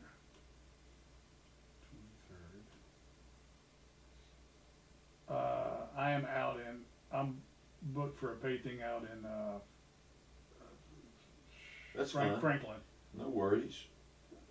The first you booked. The And first. you- March. The 8th is fine. Let me see. 10 to 1, but not. Well, yeah, it would take me. Because I'm 10 to 1. I'm 65 north in Goodlettsville, and I've got to be done by 4 to get the kids. So I usually do most of my co-writes at the office. But if I have the whole day open, then I can come anywhere. You Okay. know, I just happen to have. I'm 10 to 1 that day already booked. Yeah, and if you get times where somebody cancels on you or whatever, and you got open time, and if you've got any lyrics that you'd like a new sound to, Oh yeah. it would be that would be awesome. Well, I mean, right now I can put down work on the lyric and send it to Mark after 1 o'clock. I could do that day. Yeah. I could schedule that time to You mean on the what 23rd? on March the 1st Okay. at 1 o'clock my right end, so I can schedule some time for myself at the office where I'll put together a specific lyric to shoot to you, Okay. and so you'll have it Yeah. within an hour. And you know. or for any of those ones that you wanted to spot write on for their development, you know, for Oh yeah, for I'll something. go over all those titles. something coming up.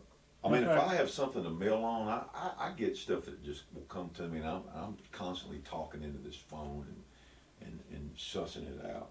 I'll peek while we're sitting here. I'm going to peek at that right now. What the titles that are in pre-production at the moment. Let me see here. Movies. Okay. Sometimes they're really weird. They don't make sense, and you'd only. If you wrote that, it would only work for that movie because it was too specific. But you can always change that lyric and keep that track, you know. So. Yeah, no, I ain't worried about that at all. I think that's a great way of getting cuts. All right. If you write a great song and it's produced good, they ain't gonna turn that shit down. You know what I'm saying? I mean, if they trust you enough to know that you've already cleared it with all your other co-writers and all that kind of stuff. yeah, well, and that's the name of your game. So. Well, like this one, for instance, Christmas at the Mistletoe Inn. That only works for that movie because it's specific called the Mistletoe Inn. Right. But you could easily change that. You know. Yeah, you if could they put didn't any take it, place so. there. I think that's a good title, Christmas at the Mistletoe Inn. Cocktails and Christmas. I kind of like that title. From Christmas with Love. Hitman for the Holidays. That's interesting. Those are new ones. These are all Homeless for the Holidays. Just Another Holiday. Judy the Christmas Miracle Baby. Every That's one of pretty those you specific. could just write, just boom. You can. Yeah, I mean, I'm down with any of those. You know, I could come up with some different things and send to you, and we could tweak them up like that. Or, Well, and even if I'm booked during the day, a lot of times when the kids go to sleep, I'll sneak off into the movie room or whatever and just maybe work on something. So if I had a track Sure. to work on, or if I maybe just work on a lyric and shoot, either way works. I'm just looking for something to do. Yeah. You know what I'm saying? And if you like these tracks coming out with this Oh, yeah. sound, you know, Absolutely. I don't know. I didn't really listen to much of the other stuff that you have done. Who's doing just different people? Everybody? Do you want me to play you some of the things that have been in movies? Would that be? Sure. Uh, Or it's actually, the you got artist. that Spotify thing, don't you? Is that all of them? I've got well, if you look at my email, if you pull up any of my emails, Right. it'll say clear Christmas songs. That's It's not necessarily all those have been in movies, but they're being pitched. So you get a good idea. I'll spend time and look at that. But typically, I'm writing with either the recording artist or the track builder, producer, whoever it is. So it's up to their discretion where they take it. Now it's time to get you in the game as a But- singer. I mean, I enjoy it. It's you have to really like rasp if you or. So Well, these I want jazz you to write songs it or you hate it. is Yeah. perfect for that. So, You know what I mean? yeah, I mean, so- for some pop smooth something, depends Yeah. on the key a lot too. Because if you bring the key down, then you lose some of that. Correct. So that would. Well, when I moved to town, I had zero rasp, not one lick of it. So it just kind of happened trying to, write with higher singers than me. I had to scream to try to Right. keep up with them. So it was kind of funny, but I do enjoy it. And the good thing about blues and jazz is it's universal. No Yeah. matter what kind of music you like, any music supervisor that's okay. Right. Now, a music supervisor from LA or New York, if they heard a country song, it's not always okay. And most time it's not okay because they're just not used to that. Well, they've all been in the smoky bars and heard the jazz and the Etta Yeah. James and the B.B. Sure. King and whoever, Yeah. So I hate that it's that way because we all have so much country music that we love in our catalog, and there's not a lot of places to pitch it from a movie standpoint. It doesn't mean never, but it just means not near as many, opportunities. But sometimes you take that slightly country track and you throw a blues vocalist on it or something else in it. Yeah. Takes on Put a different different life. inch, put some B3 or something on it or whatever. Strip off the steel if there was one on there, Right. but yeah, let me do that right now. Where was I on the Google Calendar? So create, and I don't necessarily have to have it scheduled to create something too. If I get ideas going, I'll throw it over to you and say, hey, what do you think of this one? And Yeah. I just don't ever. I know how if someone is mainly a lyricist, that puts a lot of work on the producer person. So I don't want to ever take advantage of your time and that. But I will spend a whole lot of time behind the scenes pitching. So that's where doesn't. it gets closer to even that way. But Well, I want get to it, tie you and down. I knew that in the beginning, and I knew that I wasn't going to ask you for money to make these tracks because it's what I want to do. Sure. You know what I mean? So it's Yeah. like I really don't care. I Well, mean, I'll do my best to no, try to get some I'm- return. It's you know. equal. It's equal. You know, time is money, and money is time. You know, and it takes you either gonna spend it working on a track or working on trying to sell it. Very true. You know, and because you're singing it, maybe you want to pitch it more.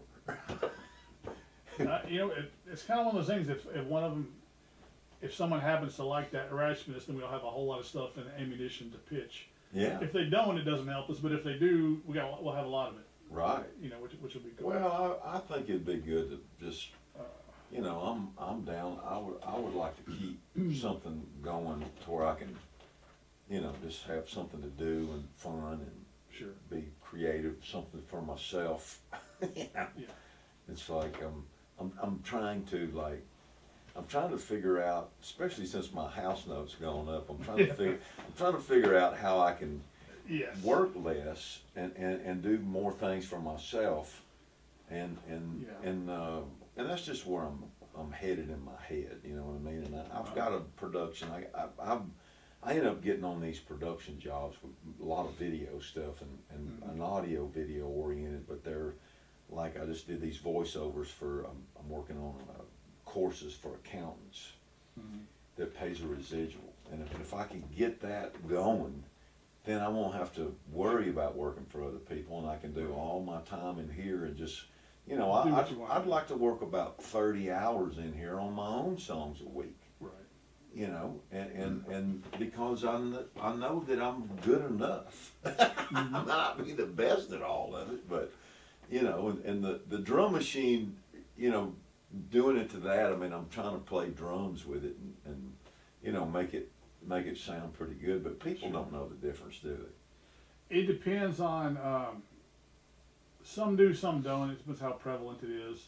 Some of them don't care. Some of them, I've heard from a couple of them that didn't like fake drums, but others, it's not at the forefront of Well, their these mind. all got real drums on They, them. You know what so- I'm saying? oh, yeah. I'm playing, and I'm not a drummer, really.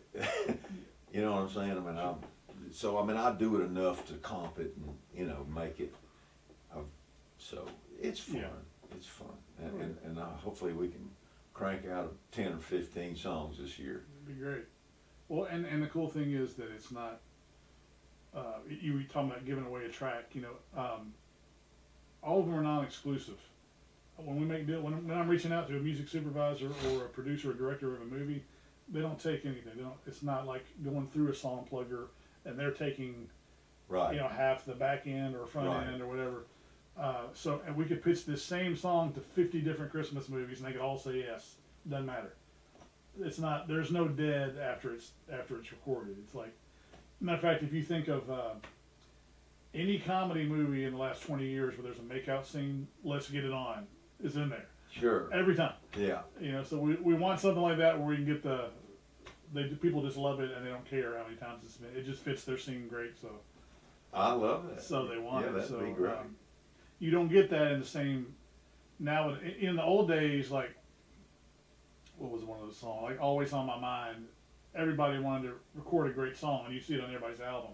Right. In the last 15 years, they're like, oh, if Bob Schmo cut that song, I don't want it. I want something no one's ever cut before. Right. Bob Schmo had 9 fans. What does that even matter? You know. Yeah. And he didn't pay his mechanical license, so you could songs can die in that sense to a lot of people. But it doesn't. It's not the same way. Well, and I think that, you know, in the downtime, I'm gonna try to, you know, really dwell, dwell. You know what I mean? I play that like Wes Montgomery. Sure. You know, play that with like octaves and jazz. Mm-hmm. I think it would be fun.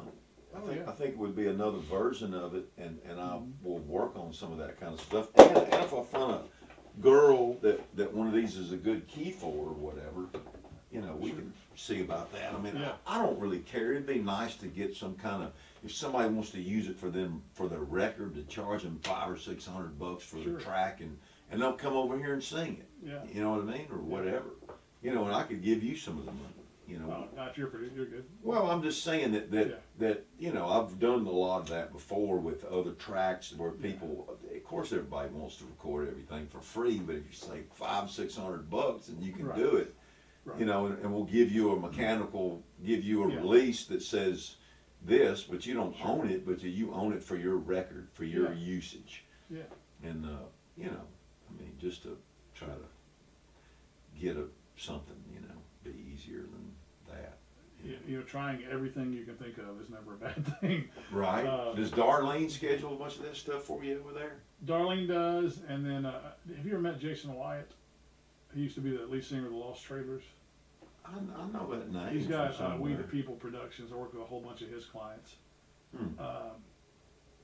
The Darlene thing's pretty cool. I used to run her publishing before COVID, and then now it's just I have a free office over there. It's pretty spacious, and she books me, you know, for paid stuff. So I not only don't have to pay for the office, but I get paid to write, which is wonderful, and I keep my publishing. So it's a triple win for me. Now sometimes I'm in the room with people who don't even know how to rhyme anything, or they never picked up a pencil, but you know, Never still doing what I love to pencil. do. And if they'll listen, if they'll listen and they're easy to work with, then we can make something good out of, you know, whatever it was. So Well, you can write the song yourself and use that's one what line happens. of That's there, what and, happens and, most of the time. and whatever, you know, still just cranking out another song, you know. With Jason's people, a lot of times the singer is actually good, which is wonderful. You know, whether they could write or not. If the singer's great, that helps a ton. Yeah. So I mean, and it's all. I mean, getting paid anything to do what you love to do is nice. You know, it's a beautiful thing. Yeah. So. I know a lot of the people that you've written with over there. Oh, I'm sure. You know, just being around, whatever, you know. Mm-hmm. So. I'm trying to think of what else might be. I'll tell you what's always great is if you think of a sports anthem type music, like Sunday football, basketball, any kind of sport with sports center type stuff, and then of Talking course about target writing for some other target things. writing for I'm totally down. for sports hype songs. Here we go, it's our house, that kind of stuff. Hey, I mean, That kind of, and I mean, imagine if you're lucky enough to get a Super Bowl or Olympics ad, for instance, with a sporting song. That's 400 countries watch it. That's an instant millionaire. Wow. No less than $1 million. You're for your song. We to should be write on. some songs for So, that. so that never hurts to try. Well, that kind of stuff. I mean, I've written like for businesses and different things where Yeah. people tell me that, and it's really easy for me to Yeah. to play music for whatever kind of a thing. You Yeah. know what I mean? I've written theme songs for theater tours, and I'm Yeah. good like that. Yeah. And I did commercials with President Obama and Sure. just stuff over the years. You know what I mean? To where that if you've got any that, hey, I know there's this. If it's something for a solid business or whatever that you think could be Oh, yeah. uses, we'll get the cats in here, and I'll get a drummer, you know, and or players or whatever, you know. Yeah. I mean, I'm totally down with that. So if you got any opportunities that come up, Yes. I mean, when is the Olympics next? Let me think. It's every 4 years. I know it was in the '80s. It's got to be this summer then, because that's 24, right? That's I would think it's this summer. I mean, if you can dig through the well and find out who Yeah, that's the tougher part. Is potentially right for it, and a lot of that stuff you can just go to the website and just write and just take the words right out of the website. I've done that for companies. Yeah. I have to, man. That's- Google that What's your company. mission Oh, that's a statement? great Yeah. hook, and Yeah. boom, you print it Yeah. out, and you're like, okay, here we go. Yeah, many times. The mission statement has it right there. Exactly. It's got all their favorite words that they spent all that time trying to find, and if you use those words, then you're Yeah. in. So yeah, I've done several like that, and I'd love to be a part of any of that kind of stuff that you think is potential usage or money or whatever, just to be creative, I mean, sports and that, kind of like a Bo Diddley kind of a, jammy rock kind of stuff, Jason Aldean meets Deep Purple. Well, and that's if you can. What I've done a few times, if you ride the line between when you're thinking of stadium anthems, every artist needs that show opener too, right? Yeah. Are you ready to rock? That works for an artist. It also works for a football team. Yeah. If you can keep it not too non-specific, where it also makes sense for an artist or, the sports team. Sure. This is our house. We're here. Who's ready to party? We're going to do this. This is our time. Whatever. Then you get a double chance of pitching it to every artist that needs the energetic stage opening song. Yeah. And then the team that's coming out to their hype song. I'm down for about anything. You know what I mean? The Christmas songs were interesting to me because I had not written any Christmas songs for one, and for two that you were actively getting things happening. And I'm a mover and a shaker on different levels, and I just like hanging out with other movers and shakers because then you can hope to get some momentum going. It's always nice to know that we have a target that we're working towards, and we have an ear that's going to listen when we shoot for that target. Yes. And you can't make them record it, but it's so nice to know that you were in the hunt and you had as good a shot, if not a better shot, than almost anybody. And like you said, if you had something that they passed on, you could change a word or two for whatever company. Then you already still got a track, and you're just pitching another deal that commercial for the right company could be $150,000. For a song. I had I don't know if I told you that last time. I had a friend that they wrote a song and Kia picked it up for a 3-year. They didn't even buy it. They just 3-year lease. $650,000. So, I mean, there are extreme examples of really cool stuff happening. You just never know. But any money you got is better than the money you had yesterday. You know, Yeah. and it's And non-exclusive. those are all 1 minute spots tops. A lot of times, yeah. You know, not any longer than that much. And you you know? and on those jingles, you still own them half the time. Yeah. It's just a lease, and they gotta renew I've it. done a bunch of that kind of stuff, and Yeah. I'm open to, hey, you want to do one of these? I'm like, for me, Yeah. I'm just Yeah. looking to create and Sure. do something cool that we think might be a sale for, Right. you know. But I will always keep the wheels turning. If here deal, sometimes we don't even have. It's comical sometimes in the sync world, like when they send you a brief. Right. So here's what we need, and by the way, we need it by 4 o'clock. Oh. What the? So you would have had to already anticipate that need and had it ready, Right. or at least had a track that matched that, and you could go put a vocal on it real quick. Well, and that's. But there are other times we get a little bit more of a time frame than that, more notice. Wake up, Louisiana. Got to get up, get out, and go vote. This is Barack Obama. I'll cut to the chase. I've got a very favor to ask you. Your friend and Democrat Foster Campbell is running for the United States Senate because he wants to raise. Anyway, these are just some other. Mm-hmm. You know, I did those. You know, John Stone at ARS Rescue Rooter. Oh, yeah. I did like 60 of those. I mean, that company went and bought up all these companies all over the United States, and they sold it recently, and that's how they did it. Okay. Is they would take that same ARS and rebrand it with different words for different markets. You know, ARS something else, ARS Memphis or whatever, this, that, but God, we did like 14 Wow. territories and then voiceovers, and then they sold that thing, and then now there's no more work. And he's still getting paid for that stuff, man. It's Yeah. like, golly. Oh, wow. But, yeah, it's good to do it.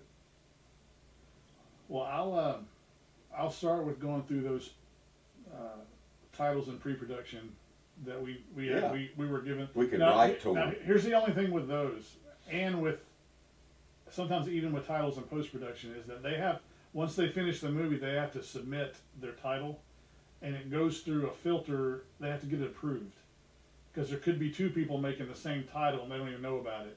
So sometimes we might have already written the song, and it might be called, like, what did we do? We had one the other day, like Cozy Little Christmas Cottage or something.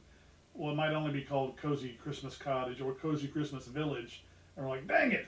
But then we just got to fix that one little line, so it's no big Yeah. deal. Or that maybe something completely different. What was it? Last year was a model Christmas, and then they changed it to Journey to Christmas, which is nothing like it, you know. So occasionally we'll run into that kind of thing, but we're going to always have that track, and if the title makes sense for a lot of movies, we're good, and if it doesn't, we just Right, something Switch else it to around. Yeah. we just switch it around, and the track's still good no matter what.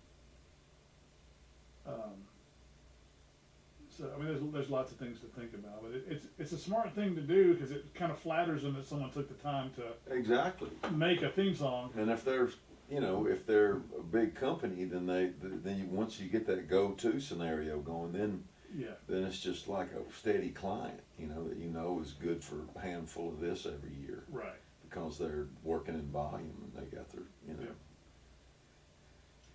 I think it's great. God, look at my microphones. Isn't that pitiful? That's Well, what I happened. appreciate you taking time to capture some stuff on me in there. No, it'll be great, man. There's and I'll punch in spots in and tweak them, tune them if I need to or whatever, and stack up some harmonies and stuff and put some oohs and whatever. My wife loved that one. I forgot what we did two. It was the first one you sent. She liked the second one better or the first one? I can't remember the name. I thought the first one was better. What was it? Do you remember the name?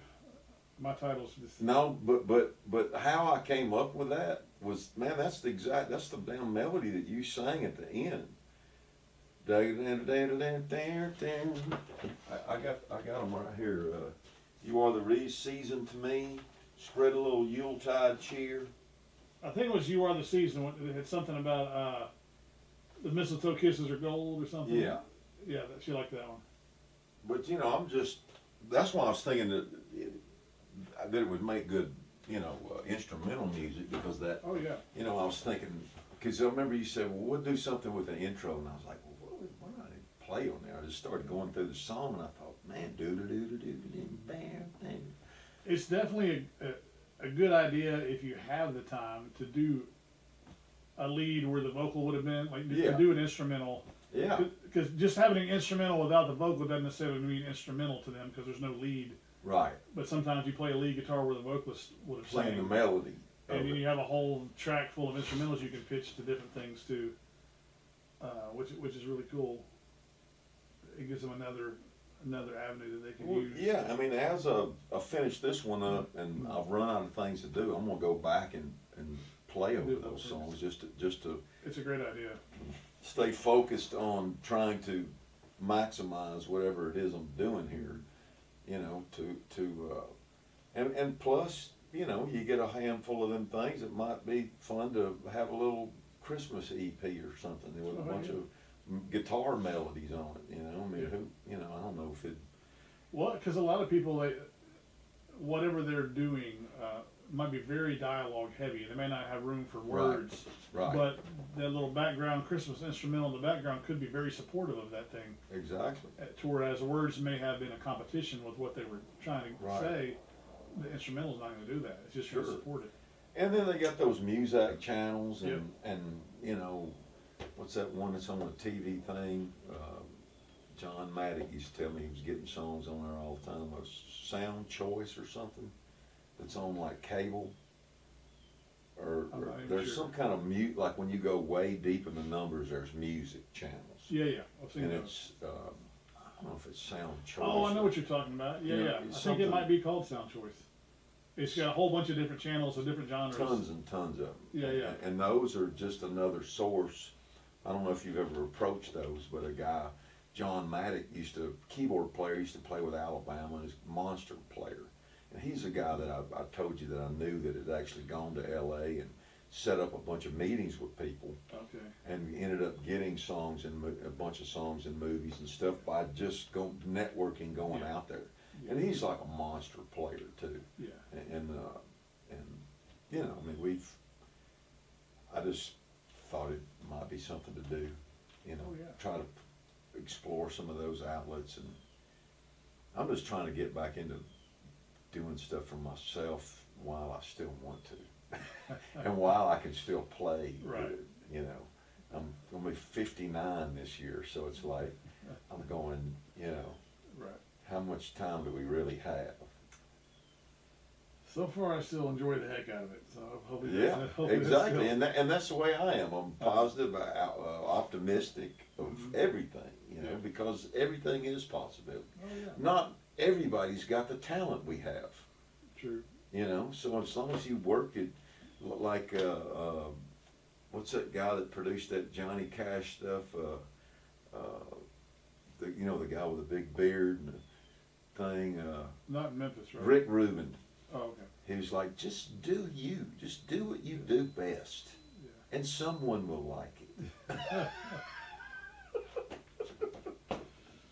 Got to find our someones. Yes, exactly. And find our some 2 and some 3 and some 4. I don't know that I can. I mean, I post stuff on social media, but I don't know that I can give my life up to that and be a socialite of living off the media and all that. There's all kinds of, there are people that are doing it, figured it out either on YouTube or TikTok or whatever, and got their crowd, and they're posting so many times, and they're following all the, it's a lot, It is. I'd just rather stay creative and just say, hey, this is some things we do here, work it out. Well, I appreciate you coming, brother. Enjoyed it. Thank you so much. Yeah, man. Doing what you're doing. I'm looking forward to trying to maximize all these songs in the best way we can. I'll do my best to keep them. Is that a receipt for you? Oh, yeah, probably. Like me, I'm keeping all my receipts. I tell my kids to at least mention something about music every time we sit down to eat so I can write off the meal. Right, there you go. Well, I got a canoe out there if you ever want to take the kids out on it.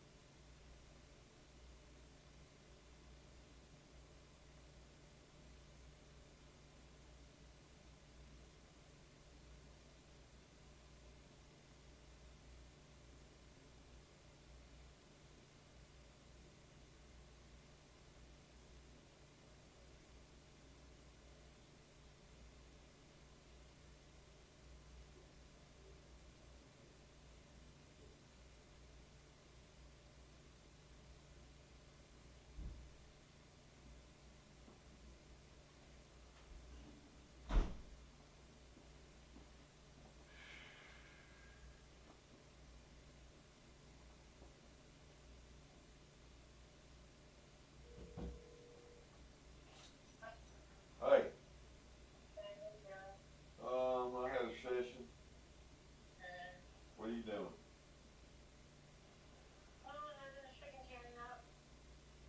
Just what? Oh, school just got out?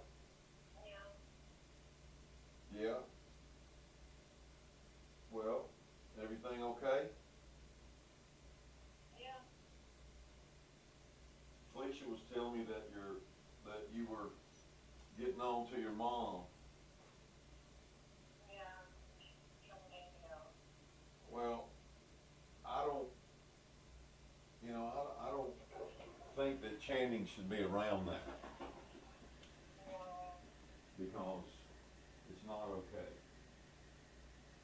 You know what I mean? And, just in general, I'm not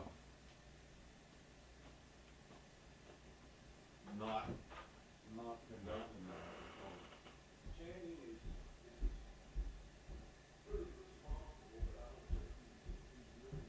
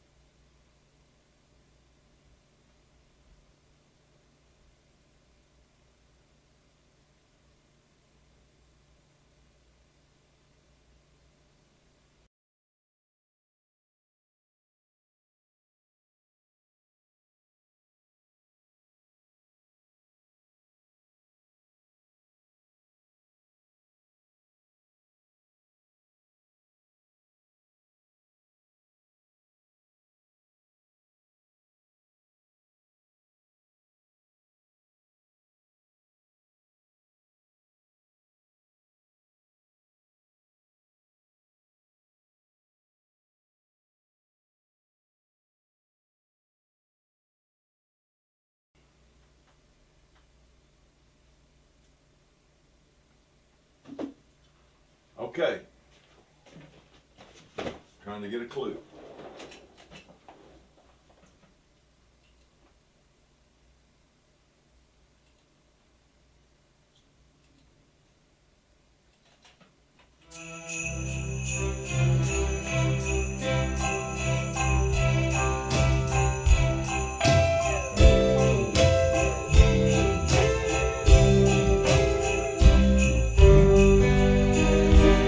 It's not the lights that get me giddy, or the carols soft and low.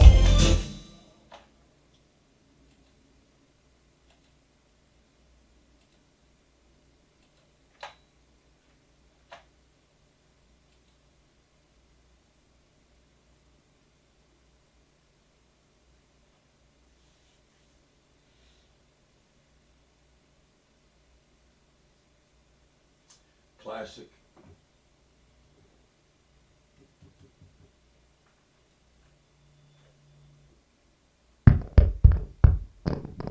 Classic,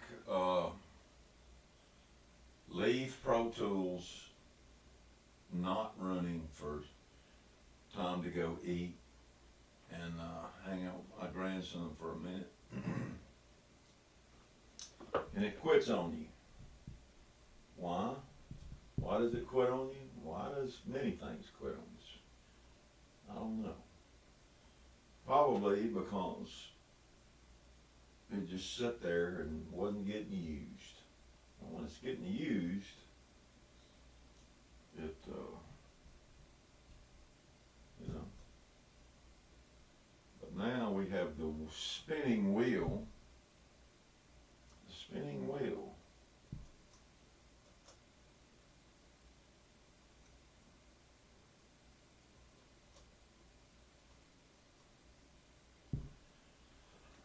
Okay, what do I gotta do? I guess I gotta.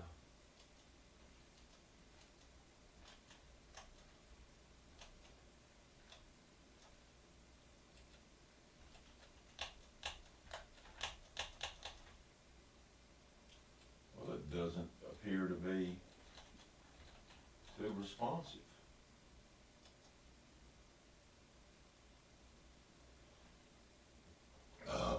Excuse me. Well, I knew better. But it happened anyway, so I'm gonna go over here and hit the button. It ain't gonna stop spinning.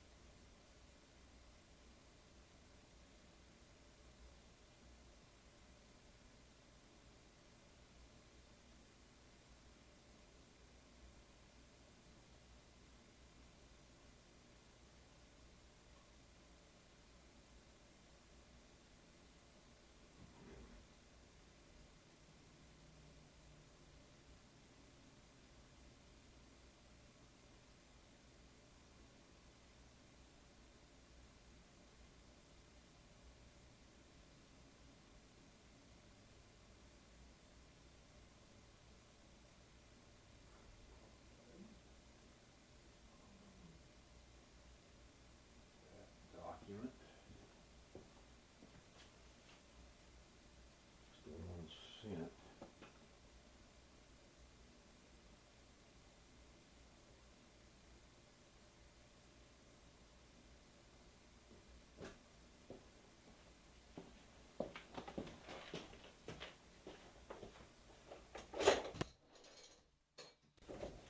Well, gotten sidetracked on something else back here.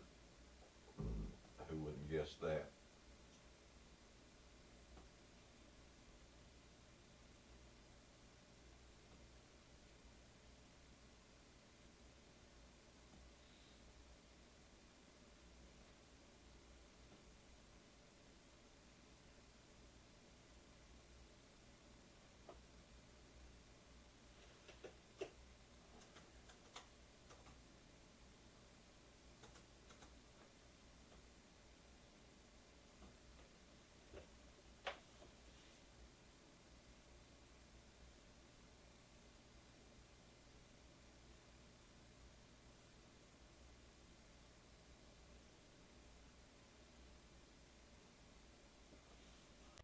Okay.